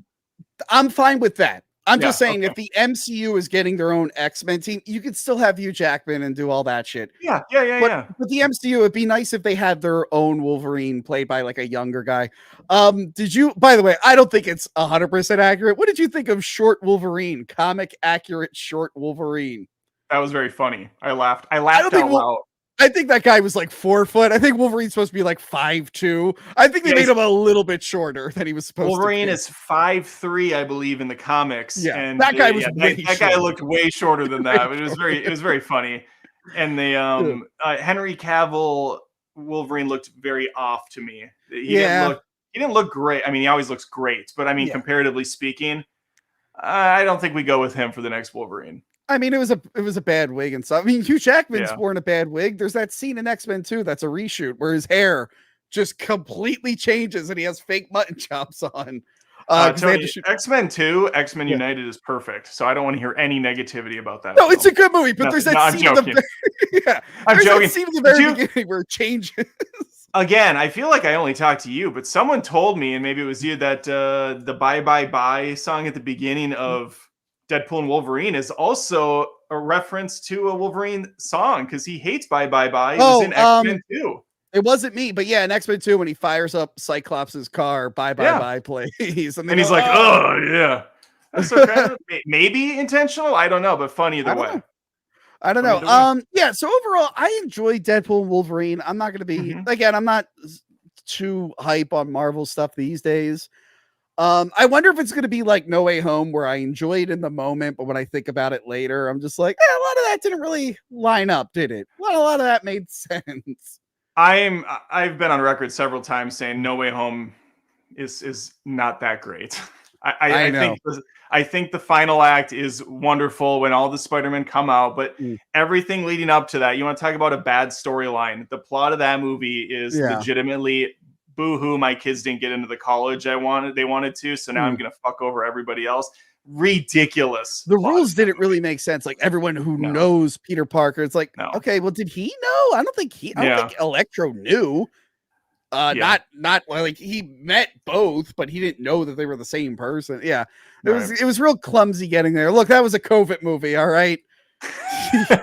Was that COVID? Oh, that was a COVID movie. Okay. All right. Well, these movies take a couple years to make. Notice how he wasn't in a lot of into it. Yeah, I was gonna say, notice how he wasn't in a lot of big crowds in that movie. Like, that's very New York true. was pretty empty, minus like 2 scenes. Were you surprised with this not going more into the MCU? Were you surprised he didn't seem like we did have the Thor cameo very quickly? He's crying, which was a funny gag that they kept doing. Where people were trying to like actually dissect that. I'm like, guys, that's recycled footage from the that's not like a thing you should dissect. It was just a funny reoccurring joke. A funny thing. Like this people are sad, Tony. We have to let them be sad and pathetic. But I was honestly surprised we didn't get more Marvel stuff in like here. Putting him in older Marvel movies. Like we were here the whole time. Exactly. Yeah. Or him just like showing up at some of these characters' places. And there's a lot of things they could have done with it. I'm surprised there wasn't more of that. Instead, they made it. Instead, they made it where it's like, hey, this is going to be a celebration of the goofy Fox. Yes. Although Blade is technically New Line Warner Brothers, which is why I think there was no footage in that montage at the end of all the Blade stuff. But it was fun seeing Ryan Reynolds and Wesley Snipes together because Wesley Snipes famously hated Ryan Reynolds. Hates him. And they make a joke in the movie about it. Doesn't he say like, listen, I know we don't really you don't really like me or something. Yeah, that was good. Yeah, overall, I think it works. It's fine. I like it on like a superficial level where I'm like, I like that I got to see Wolverine do the thing. And I like that guy was there. And I like that Blade through the thing and Gambit through the cards. But overall, I'm probably not going to revisit it as much as the others. But I guess that brings us. Let's do it. Brings us to it. Adam, what is the best should bring it up here. What is the best Deadpool movie? I think we talked about 2 a bunch, and I do enjoy it. I think quite a bit more than you love it. I think a lot of people are actually sour on the sequel. They don't like it as much. I don't know why. Maybe it's because it's just too goofy. But I think I will stick with 1 being my favorite for now because it really got the template right the first time. Yes, maybe the jokes don't all land, and it's a little juvenile, but that's Deadpool. You know, he is juvenile. He basically is a Family Guy skit on steroids. And then I'm probably gonna say it's in order of release 1, 2, 3, mainly because I do like to have at least some cohesion with the storyline. It gets me a bit more invested, even if it's it's a comedy, right? But there's some emotion in the first 2 movies. I felt some things, and in the third one, it was really just kind of silly antics, and a lot of it is kind of built around nostalgia and really random references that geeks like us understand, but a lot of people don't. For now, I'm doing 1, 2, 3. It's possible 3 moves up on rewatches. I just don't know how many more times I'll sit through it. Mainly because of all that exposition early on. I'm going 2. I'm going 2, 1, 2. 3. 2 just worked for me on every single level. The story was simple enough to follow, so you can have room for jokes. I think that is my problem with the third one. They made the story so complicated. Yeah. The jokes were funny, the action was great, but like it was just too much. I feel like I'm just like there's too much to pay attention to here. I like how streamlined 2 was, and how like the timing of everything. I think 2 is the best, but I mean they're all. I'm sorry, and then what? 2, 3, 1 or 2, 1, 3? I'll probably watch 3 more than 1 if I do rewatch any of them, but 1 is probably definitely better than 1's definitely better than Deadpool and Wolverine. All right. But no, Deadpool 2, that is my pick for the best Deadpool movie. Adam, so brave. Adam, should we read some super chats here? Yeah, that'd be great. I think. By the way, I totally forgot to stream to Rumble, but I'm glad that you are because we're getting a Rumble bot in the comments. That's really funny. Just linking to Satanic Hollywood and stuff. Yeah, it's pretty funny. I keep glancing over at the Rumble chat, which by the way, my Rumble never shows up on StreamYard. How did you get it there? Tony, when Rumble comes to you and says, please come on the platform, I just say, hey, if I don't have to do anything and this can go out to another audience, I'm all for it. And then I let Jesus take the wheel. I'm not verified on Rumble. You got a nice little logo on StreamYard. I don't get that shit. I got to put the fucking URL. God damn you. I used all my friends in there to try to get me to get verified, and Rumble did not come calling. Some random guy that works at Rumble emailed me, and he's like, I want to promote your stuff. If you do good things. I'm like, okay. Remind him about old Uncle Tony. I have a friend. I'm not interested in that guy. Just, we'll just talk to you. Okay. Some of us get our other podcasts kicked off YouTube, but they get all right. Get your super chats in, everybody. All right, the Flail says we're covering Brokeback Mountain for Police Month 2. I've never seen it. I have not seen it. I heard it's great. I should watch it at some point. I just haven't. Adam, we should go on a camping trip together. Yeah, I'll bring my copy. We'll watch. Get the Jumbotron outside. I do have an inflatable screen and a projector. Just me and you, just the boys. We could maybe spoon afterwards. Adam, we're 2 straight men making gay jokes. What is this? Deadpool and Wolverine? I love like film criticism. Like they're all like, that was so offensive. Like, no, you guys just forgot that's how dudes talk. I'm sorry. Yeah, I'm sorry a movie had to remind you of your high school, but that is right. I'm one step away from grabbing an Xbox and some Mountain Dew and playing around a Halo while calling people inappropriate things online and not worrying about it. I love the people that are trying to like take the wind out of the sales movies. Like, hey guys, we gave you Miss Marvel and stuff, and no one watched. Can we have our things back? Like, we tried. So it turns out the demographic has not changed. We're still a bunch of middle-aged douchebags. So we're going back to that well. And they're teen boys who love seeing things get blown up and hot babes. It's almost like Fast and the Furious figured this out 10 movies ago. No one wanted to see Marvels, or okay, I guess we'll bring the boys back. Aussie But Dragoon. Wonder Woman did so well. Yeah. Gal Gadot's in a miniskirt, dumbasses. You got everybody in that one. Also, they should be like, yeah, that one did well. Justice League didn't do well. Wonder Woman 84 didn't do well. Like, name all the other ones that didn't do. Her cameo at the end of Shazam 2, that didn't do well. Okay, Aussie Dragoon for $5. This feels dirty. Official Joey C not being the one to tell me the name of the game. This super chat feels wrong. All right, guys, the name of the game is Super Chats. Shit, I'm supposed to. God damn it! I have to film a skit with Joey C, and I keep forgetting. I said I'd do it tonight, and I totally ghosted him. How in the hell is Gil gonna fit this new Deadpool movie into his X-Men timeline? Hold on. I'm taking a picture of that, and I'm sending that to Gil right now because I want to know.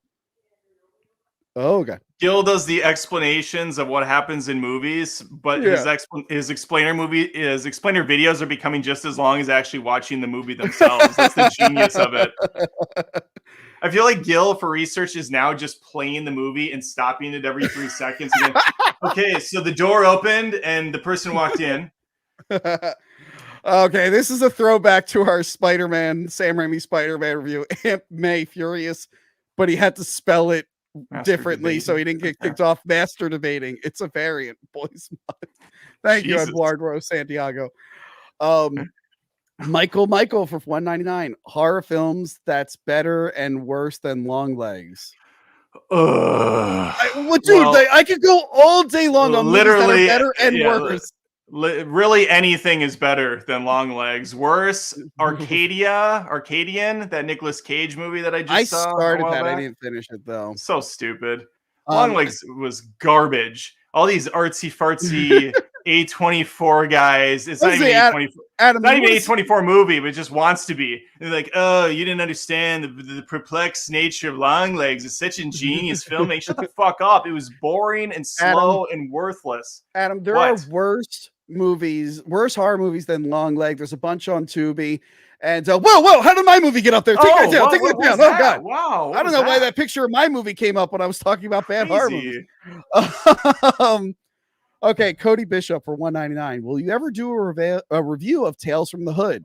100%. They have sequels now, but I haven't checked them out. Yeah. I've seen the first one. It's pretty good. Yeah, first is that yeah, he's got the what do you call the doll? The voodoo doll. And he's like sticking the pins in. It's killing the dad. Ooh, that was good.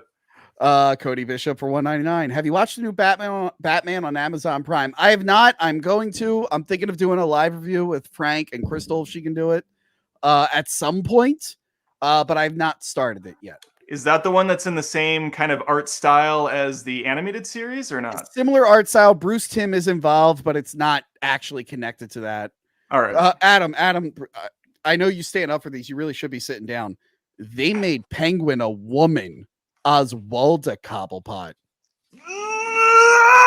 No! Adam, I saw that and I had to step away from the computer. What are we going to do about this, Tony? I don't know how I'm going to live. Who do I have to yell woke to at the top of my lungs? I don't know. As someone who grew up with the Penguin being a mutated fish boy who talks about pussy, I will not stand for this dramatic recharacterization of the Penguin. Absolutely egregious. Egregious! It's preposterous. It's egregious. So mad. They're like, they ruined the Penguin. Meanwhile, the day that was announced, the trailer for the live action Colin Farrell one came out. I'm like, guys, you're getting like two Penguins. You're getting both. You're getting different things. These characters have been around for a really long time. They're going to change them up once in a while. Yeah. It probably isn't going to work. Who cares? Get Jackie Childs on the phone. We're taking someone to court, Tony. Kiryu Pilot 379 for $4.99. Love the super duper cut. The attempt to unalive baby Hitler was insane. Yeah, that was another one I remember them saying like they thought it was too much for the theatrical version. I was shocked when I saw it on the Blu-ray. I'm like, oh, they put it on there. Michael for $4.99. You've been given a contract. Would you rather watch horror movies with jump scares or horror movies that are elevated for 365 days? God, that's brutal. I mean, I don't get the whole elevated thing, but I mean, I'd watch that over jump scares, I guess. I mean, jump scares are fine, but not when your movie is built on jump scares, which we got a lot in the 2000s. Well, Blumhouse is basically jump scare house at this point. Yeah, I think I'd go elevated because sometimes it works really well with a Midsummer or is Hereditary. I guess that's elevated horror. I mean, I like some of that stuff. And some of those have jump scares too. Like that's the thing. There's Long Legs had like 2 or 3 of them, and they were so obnoxious. And those were the only scary parts in that supposedly scariest movie of all time. I hate. Well, people said Sinister was the scariest movie of all time, and they're like, we figured this out by hooking you up to a heart monitor. I'm like, I remember being pissed off in the theater because there was a jump scare every 5 minutes. You're not actually scared. A loud sound is startling you. Is that the one with he was watching like the found footage up in the attic? Yeah, and the lawnmower scene. That was cool. I like the lawnmower scene. Those scenes were good, but then a ghost would pop out and be like, "Bing!" And I'm like, oh God. Aussie Dragoon for $10. Would you like I don't know. Water? By the way, I'm not sure what super chats are on which channel. I don't either. I assume they're all for me. They should be. My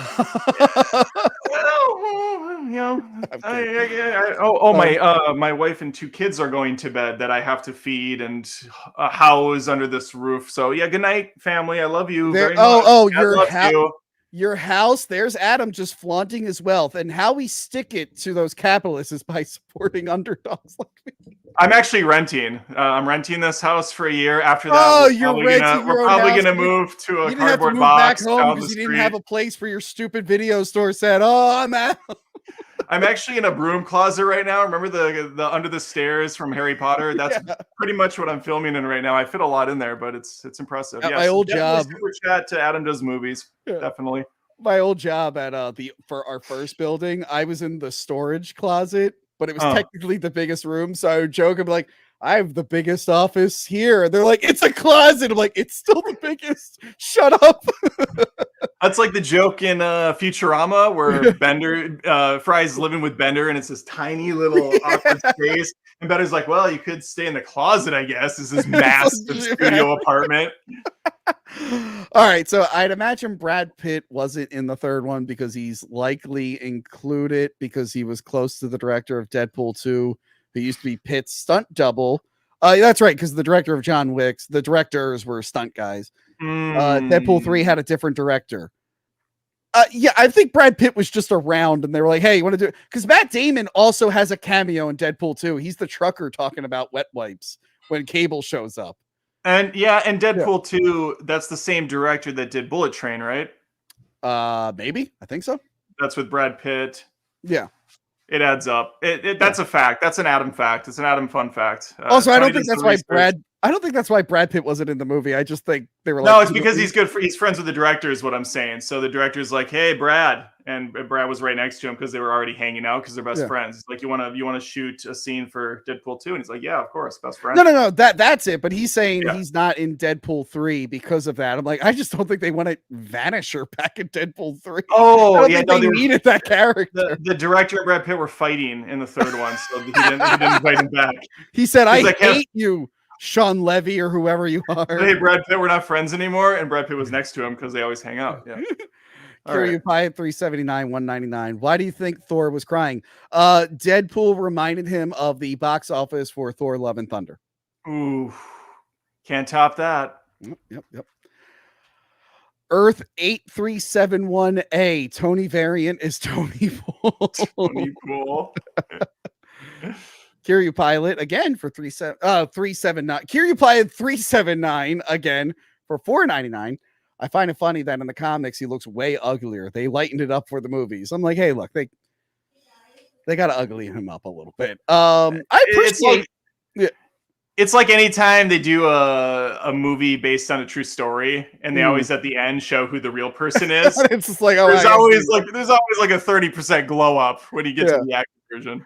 I do like for a lot of these movies, even like the second one, other than when he's in that weird afterlife world, he mostly just has the scars and mask on. Like he's really committed to it. Although Nice Pool was a lot of fun. The Nice Pool, like the real pretty, like long hair. Oh, that was such a great bit. I actually put out a top 10 funniest moments from Deadpool on my channel, Adam Does Movies. You should subscribe to that for sure. But There's a scene where he kills off Nice Pool by using him as a human shield, and then acts surprised when he's not regenerating. He's like, "Oh no, what's happening? No!" And then But he really just wants his desert eagle. It's his double guns and the dog. He gets everything he wants. It's so good. and Logan's just like rolling his eyes, like, what an asshole. He's like, you killed him. Yeah, I did like the twist at the end where everything he was saying about Johnny Storm was correct. That was good. Do we have it here? Oh, I don't have it here. But the shoe store behind them was Liefeld feet. I'm like, I love that they just keep making fun of the creator of Deadpool in these movies. That's awesome. Morgan Leager for $5 says, offered you to be in my 200th episode, got no reply. Still keep up the laughs. You cheer me up on bad days. When will you do the Lethal Weapon movies? That must be an Adam super chat. Adam, why weren't you in this guy's episode? That's really neat of you, Adam. Morgan, I am very upset. I didn't know Adam was a bad person. Thank you for warning me about him. I mean, Morgan, you have to like drag me kicking and screaming to come on Tony's show. So what do you think I'm going to do here for you? This is already punishment enough.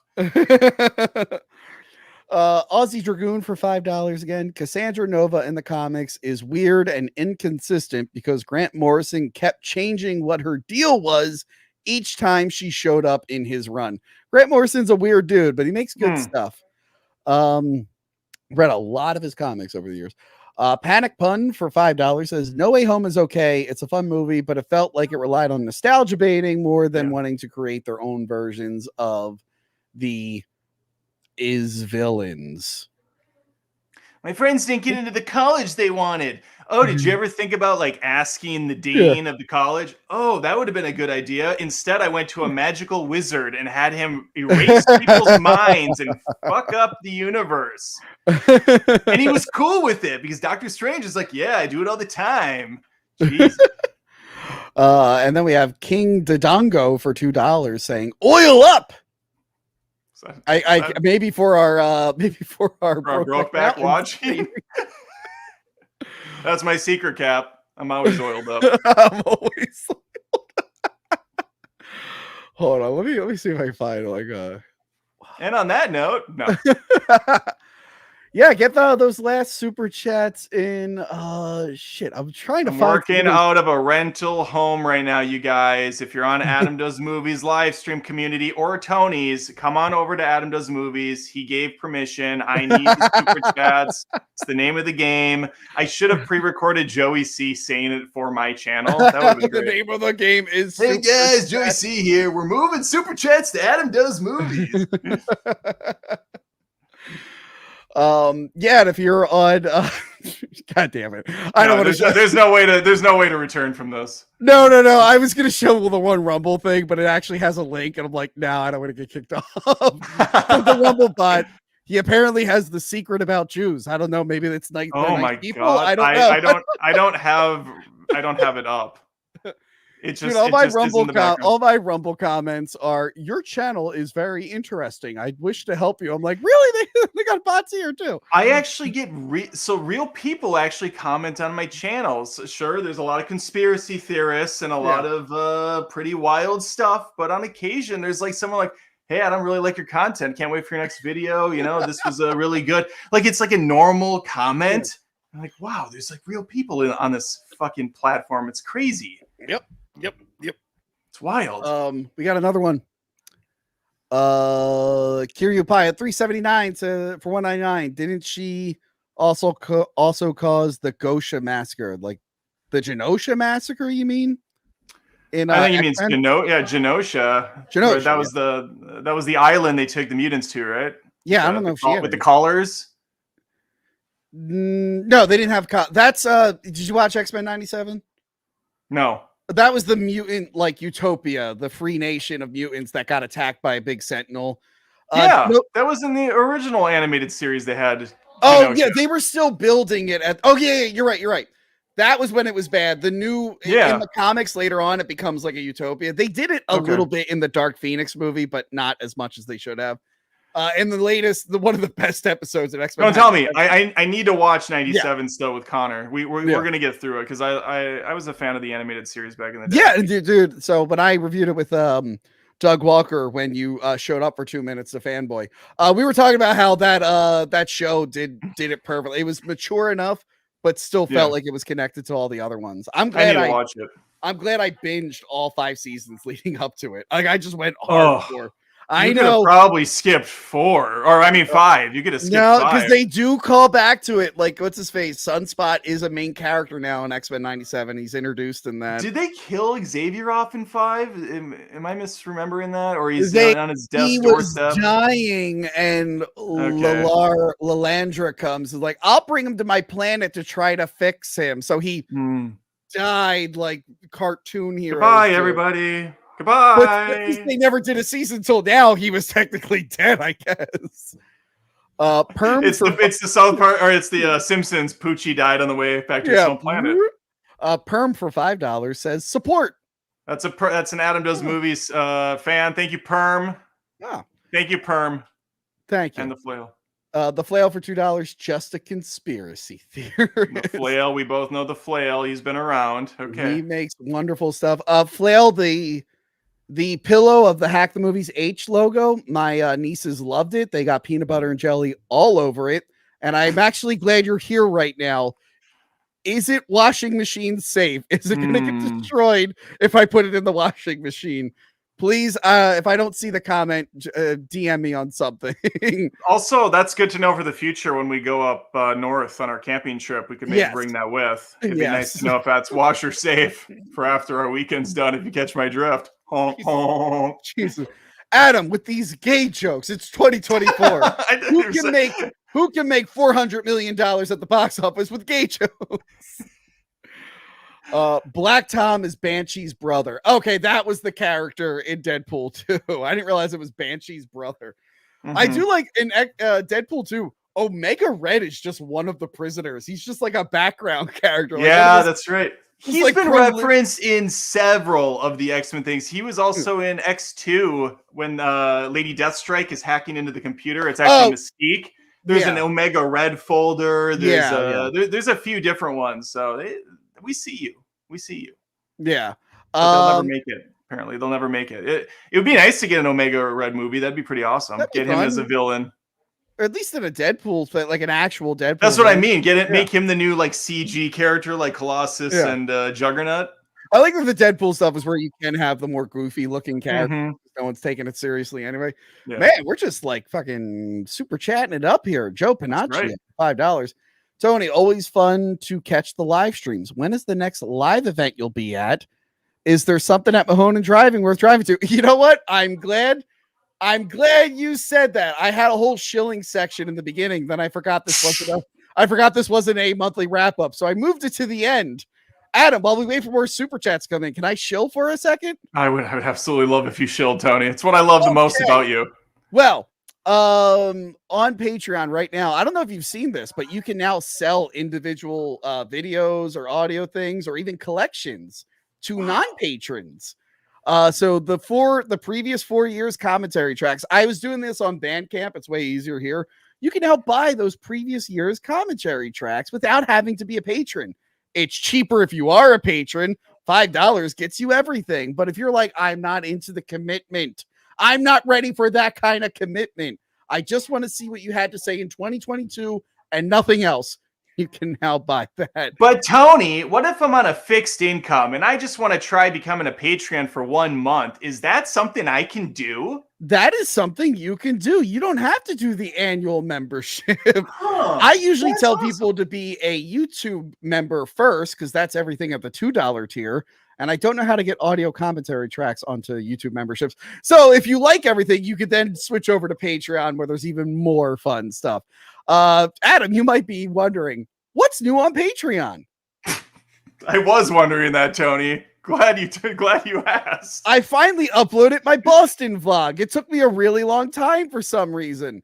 There's me in front of the Christopher Columbus monument because I feel like I needed a new Italian in Boston to make a name for himself, and that Italian was me. I finally uploaded it. I shot it in February. Never go to Boston. in February. That was a terrible idea. Do you wear the cool shades at any point in time in this vlog? I probably do, yeah. Oh, then I'm in. I'm all in. And attached to the end of the Boston vlog is me talking about the Evil Dead musical, because that's why I went to Boston. It was the end of the Evil Dead musical. Really, really fun time. I also have commentary tracks for Mission Impossible 3 and The Burning. And you guys were asking about live events. I will be at DabbleCon in Rochester this month. That's 2 days, Adam, of people making fun of stuttering John Melendez from the Howard Stern show. Adam, people now have whole careers making fun of stuttering. There truly is a con for everything, isn't there? And he just keeps losing money and keeps getting sued and threatening people, and his family won't talk to him. And meanwhile, everyone's making, all he had to do was say nothing when people started pointing out that his show was bad. Instead, he tried to sue everyone and attack all their family members. Now he's showing up to people's houses. But Adam, he's showing up to people's houses when he knows they're not there and then calling them pussies. He did that to a guy recently. He filmed himself. He's like, he won't come out. And the guy like leaked his DMs. He's like, no, here's me telling him that I wasn't going to be there at that time. He could come later earlier. I just want you to know, Tony, that every single thing you said has gone over my head. I have no idea what any of this is. But people who like DabbleCon will know what I'm talking about. I'll be there. And I'll also be back at the Mahoning Drive-In for the punk rock flea market. I'll just be vending there, and they're screening The Crow that night. That's the end of the shill time. Let's go to those super chats. You pumped up for the new Crow movie, Tony? You know what's weird? My Crow with Austin Butler as the Crow. no, Adam. I know. No, Adam. It's Stellan Skarsgård. Oh, Stellan Skarsgård. I think he's too old for the role, but whatever. You know what's weird? My Crow review did not do very well. I'm hoping when the remake comes out, it'll push that up. But I am planning on doing a "What is the worst Crow movie" episode after the remake comes out. Oof. There's a lot to choose from. There's a lot of gold to mine. There's 3 original sequels. I'm not including the TV show because that's just a remake of the movie. And the new remake, which is a movie. So that's like doing what's the worst M. Night Shyamalan movie? There's so many options now. Where do I even begin? Okay. I just saw Trap, by the way. It was terrible. That's why I saw your little thing there. I know you say your little fucking review. You text me. You're like, Tony. No. This is the Godzilla -1 of horror films, and by that I mean it's the worst movie ever made. I did not say. But you know what, Adam? I'm pretty sure by now you finally watched Shin Godzilla and you've seen the light. What did you think of Shin Godzilla? I did watch Shin Godzilla on a plane. Connor was next to me watching some anime crap on Netflix that actually looked kind of cool. I kind of wanted to watch what he was watching, but every time Godzilla showed up, Connor would look over and be like, what in the hell is going on? And like, I don't know, but this is pretty crazy shit. Yeah. So I actually liked the ideas behind Shin Godzilla. Overall, did not work for me. Whenever it went to the organizations and the what is it, I don't know the name, like the government and stuff, the government, whatever the heads of these state things are, that stuff, I know it was supposed to be kind of satirical how unorganized they were and how like in the weeds they were with everything, but it went on and on and on. I don't think Shin Godzilla's in this movie very much. What does he have, like 5 minutes? I kind of felt the same way at first, although that was another bad theater experience where a guy was way too excited about Godzilla. James, the angry video game nerd, was there, and this dude just wanted to like talk to him constantly. He was talking throughout the movie. But that's another one where on rewatches I liked it more. I just love when they're like, who's left in charge? It's like the Department of Agriculture. He has no idea what to do. I mean, I love that it was like a Pokemon in this one, and he kept evolving. He started as this disgusting slug thing on the ground. The designs were fun and wild and wacky. That worked for me. I think had you provided me with the original cut and not this English dub bullshit, it probably would have hit. I thought you said you were going to watch it with your son, so I didn't know if you like to read. Well, Tony, I'm trying to raise my kids right. When we watch foreign films, we watch them in their native tongue. We put on some subtitles. Could have asked me at any point to send. I just assumed you were going to send me the correct version, and we wouldn't. You also could have went on Amazon Prime, fucker, and just rented it if it bothered you that much. I watched it like 2 months after you gave it to me too, on a plane. So it's so much time to. It's so much time. It's fine. I appreciate you providing it to me. I bet you turned Shin Godzilla off and you were like, time to let me wash that filth out, and you put the Marvels back on. That's right. Back to the Marvels for Adam, the 14th time. I know we need to do a V for Vendetta commentary track. We always do. We keep forgetting to do that. Or I keep forgetting to do that. Don't worry, we will. We should do that. We should all. I still haven't watched the Marvels. We should do a Marvels commentary. Oh, that would be fun. So I can be like, Adam, why is this your favorite movie? Why do you love the Marvels so much? A few months back, I made my friend Kaylee go blind into Madam Web. She knows nothing about Spider-Man other than stuff she kind of remembered from the movies. Perfect. That the second Andrew Garfield movie was shot in her town, and that's all she knows. I'm like, are you getting any of this? She's like, no. I'm like, oh, good. Neither do fans. Like, they don't understand any of it. When my mother was in the Amazon, she was bitten by a radioactive spider, which gave her the ability to. It's so awful. Dakota Johnson just cashing a check, doesn't care. So yeah, do you have anything to plug? If we're waiting for more super chats. Oh wait, did I read this one? You missed one. I did. Hold on. Yeah. Where is Mint Salad? I don't know how to spell her name. It's Mint Salad. Yeah. It's not one word. It's not Mint Salade.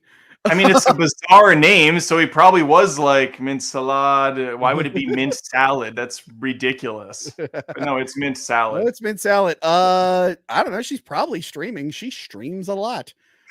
She was in an art competition on someone else's channel. Her and another artist were like doing a competition. And I told her, I'm like, usually I'd root for you, but it's Boys Month. I don't even know the man you're going up against, but I'm all in on him. We're all in. Aussie Dragoon says, no commitments, Tony. It's Boys Month. Thank you. He got the apostrophe. Right? All right, so Adam, shill some stuff. What do you got going on? What's on your Patreon and whatnot? I'm so happy you asked, Tony. I have that review out today for Trap. Spoiler, I did not care for it at all. Wow. The trailers for these movies always get you. They always pull you in. By the way, spoiler, Blade is in Deadpool Wolverine. Anyway, keep going. Oh no, you put it down there. So I know. I'm playing along. I will have the spoiler video for Trap out probably tomorrow if I play my cards right. And you know, I spent a lot of time with my family, my childers. That we're just trying to keep a roof over our head here. It's a rental, as you know. We're gonna be living in a cardboard box in a few months, so super chats are great. But no, anyway, after that. Oh my God. You know what I have to do tomorrow, Tony? And I would love if you join me. We could watch it together and we could do a commentary in real time. Wouldn't that be fun? What do you mean for what? Zack Snyder's master cut of Rebel Moon. It's only 3.5 hours long. I don't think I can do it, Adam. Tony, I'm going to call you up at the ass crack of 3 a.m. I'm filming. Okay. I will fucking kill you. I have to be up at 6 a.m. to drive my dad to the airport so he could go on vacation. If you call me about Rebel Moon, I will drive to wherever the hell you live in. It was stupid of me to ask. I know you've already seen it. It came out today. So obviously you stayed up last night and you watched it. Fair enough. But no, I'm going to probably try to set time aside to do that. Connor does have a football game in the morning, which is miserable. But after that, I'll be home. And that'll be like, God, I'm wasting my time with football. I could be watching Rebel Moon. Yeah, I'm like out there pissed. I'm like, fuck it. Yeah, I don't even smoke, but I am right now for this bit. Come on, fix I gotta get to Rebel Moon. So yeah, I'll probably have a bowl of cereal. Dad wasn't nearly as good as Rebels. I don't know. Is her name Rebel? I don't know if her name Rebel. It is not. It is Rebels. That would be awesome. If her name's Rebel Moon. That would be great. Dad, I don't understand. Why are you changing me and my sister's name to Rebel and Moon? I don't get it. Because Lord Snyder deemed it so. Yeah, that's another question, Dad. Why is her last name Snyder now? I legally had it changed to be closer to the God King. Yeah, so those look for the trap spoiler, look for Rebel Moon. Probably do a fucking review and a spoiler review for that. And on my second channel, Adam Does Rants, which is new. It's almost monetized, Tony. I'm so annoyed that it's not yet, that I put 2 classic Adam rants out on the channel to get me over the hump. I saw those and then I clicked them thinking they were new videos, and I went, "You motherfucker. I've seen these before." But then did you watch and realize, like me, that I was actually way funnier a few years back and that setup works better? So now I'm going to kind of reconstruct the set for those rant shows with the white background. I'm going to try to get back into like my funner self. We're going to see if it works, but we're going to see. Real quick, I finally got an answer. I have to hand wash the pillow, Tony. I put the pillow in the washer, but I didn't turn it on. I'm like, I should probably ask first, so I'm glad the flail was here. Hand wash the pillow. And I'm going to yell at my nieces, like, never get peanut butter and jelly on this again. And they're going to be like, we're 2. We don't know what you're talking about. That's all I have. That is all you have. Okay, I think that's it for Super Chats. I think we ran the clock down as much as we could. I think we did. And now, because I forgot to set this up for Rumble, I got to take it down and put it up on Rumble. I'm not taking it down. I got to download it and put it up on Rumble. I do have to manually end the stream on Rumble. I know that. That's fun. Oh, is that how you do? Oh, So when the stream's done, you actually have to go in and stop the stream on Rumble. I wonder how you're streaming. I'm using StreamYard and the RTMP code. That's what I'm doing. Oh, mine's just stops. But I don't have this fancy Rumble, whatever that icon is. I don't have that. You have to stop it. You don't know what you're doing. Your stream is still probably going from like a week ago or whenever you streamed last. It's still going. Adam, I'll remove you right now from Rumble. I could do it. All right, guys. That's the last one coming in. All right, that is it from us. Thank you for watching. Let us know in the comment what your favorite Deadpool movie is. And apparently it's not the Jim Carrey one. All right. Adam, we'll come back. We'll do what's the best Dirty Harry movie. Let's do it. Oh, that would be so much fun for 4 people. Thanks for watching, everyone. We'll see you soon. Goodbye. Tony's favorite movie, as he said, Deadpool 3, Deadpool and Wolverine. Why is it taking so long?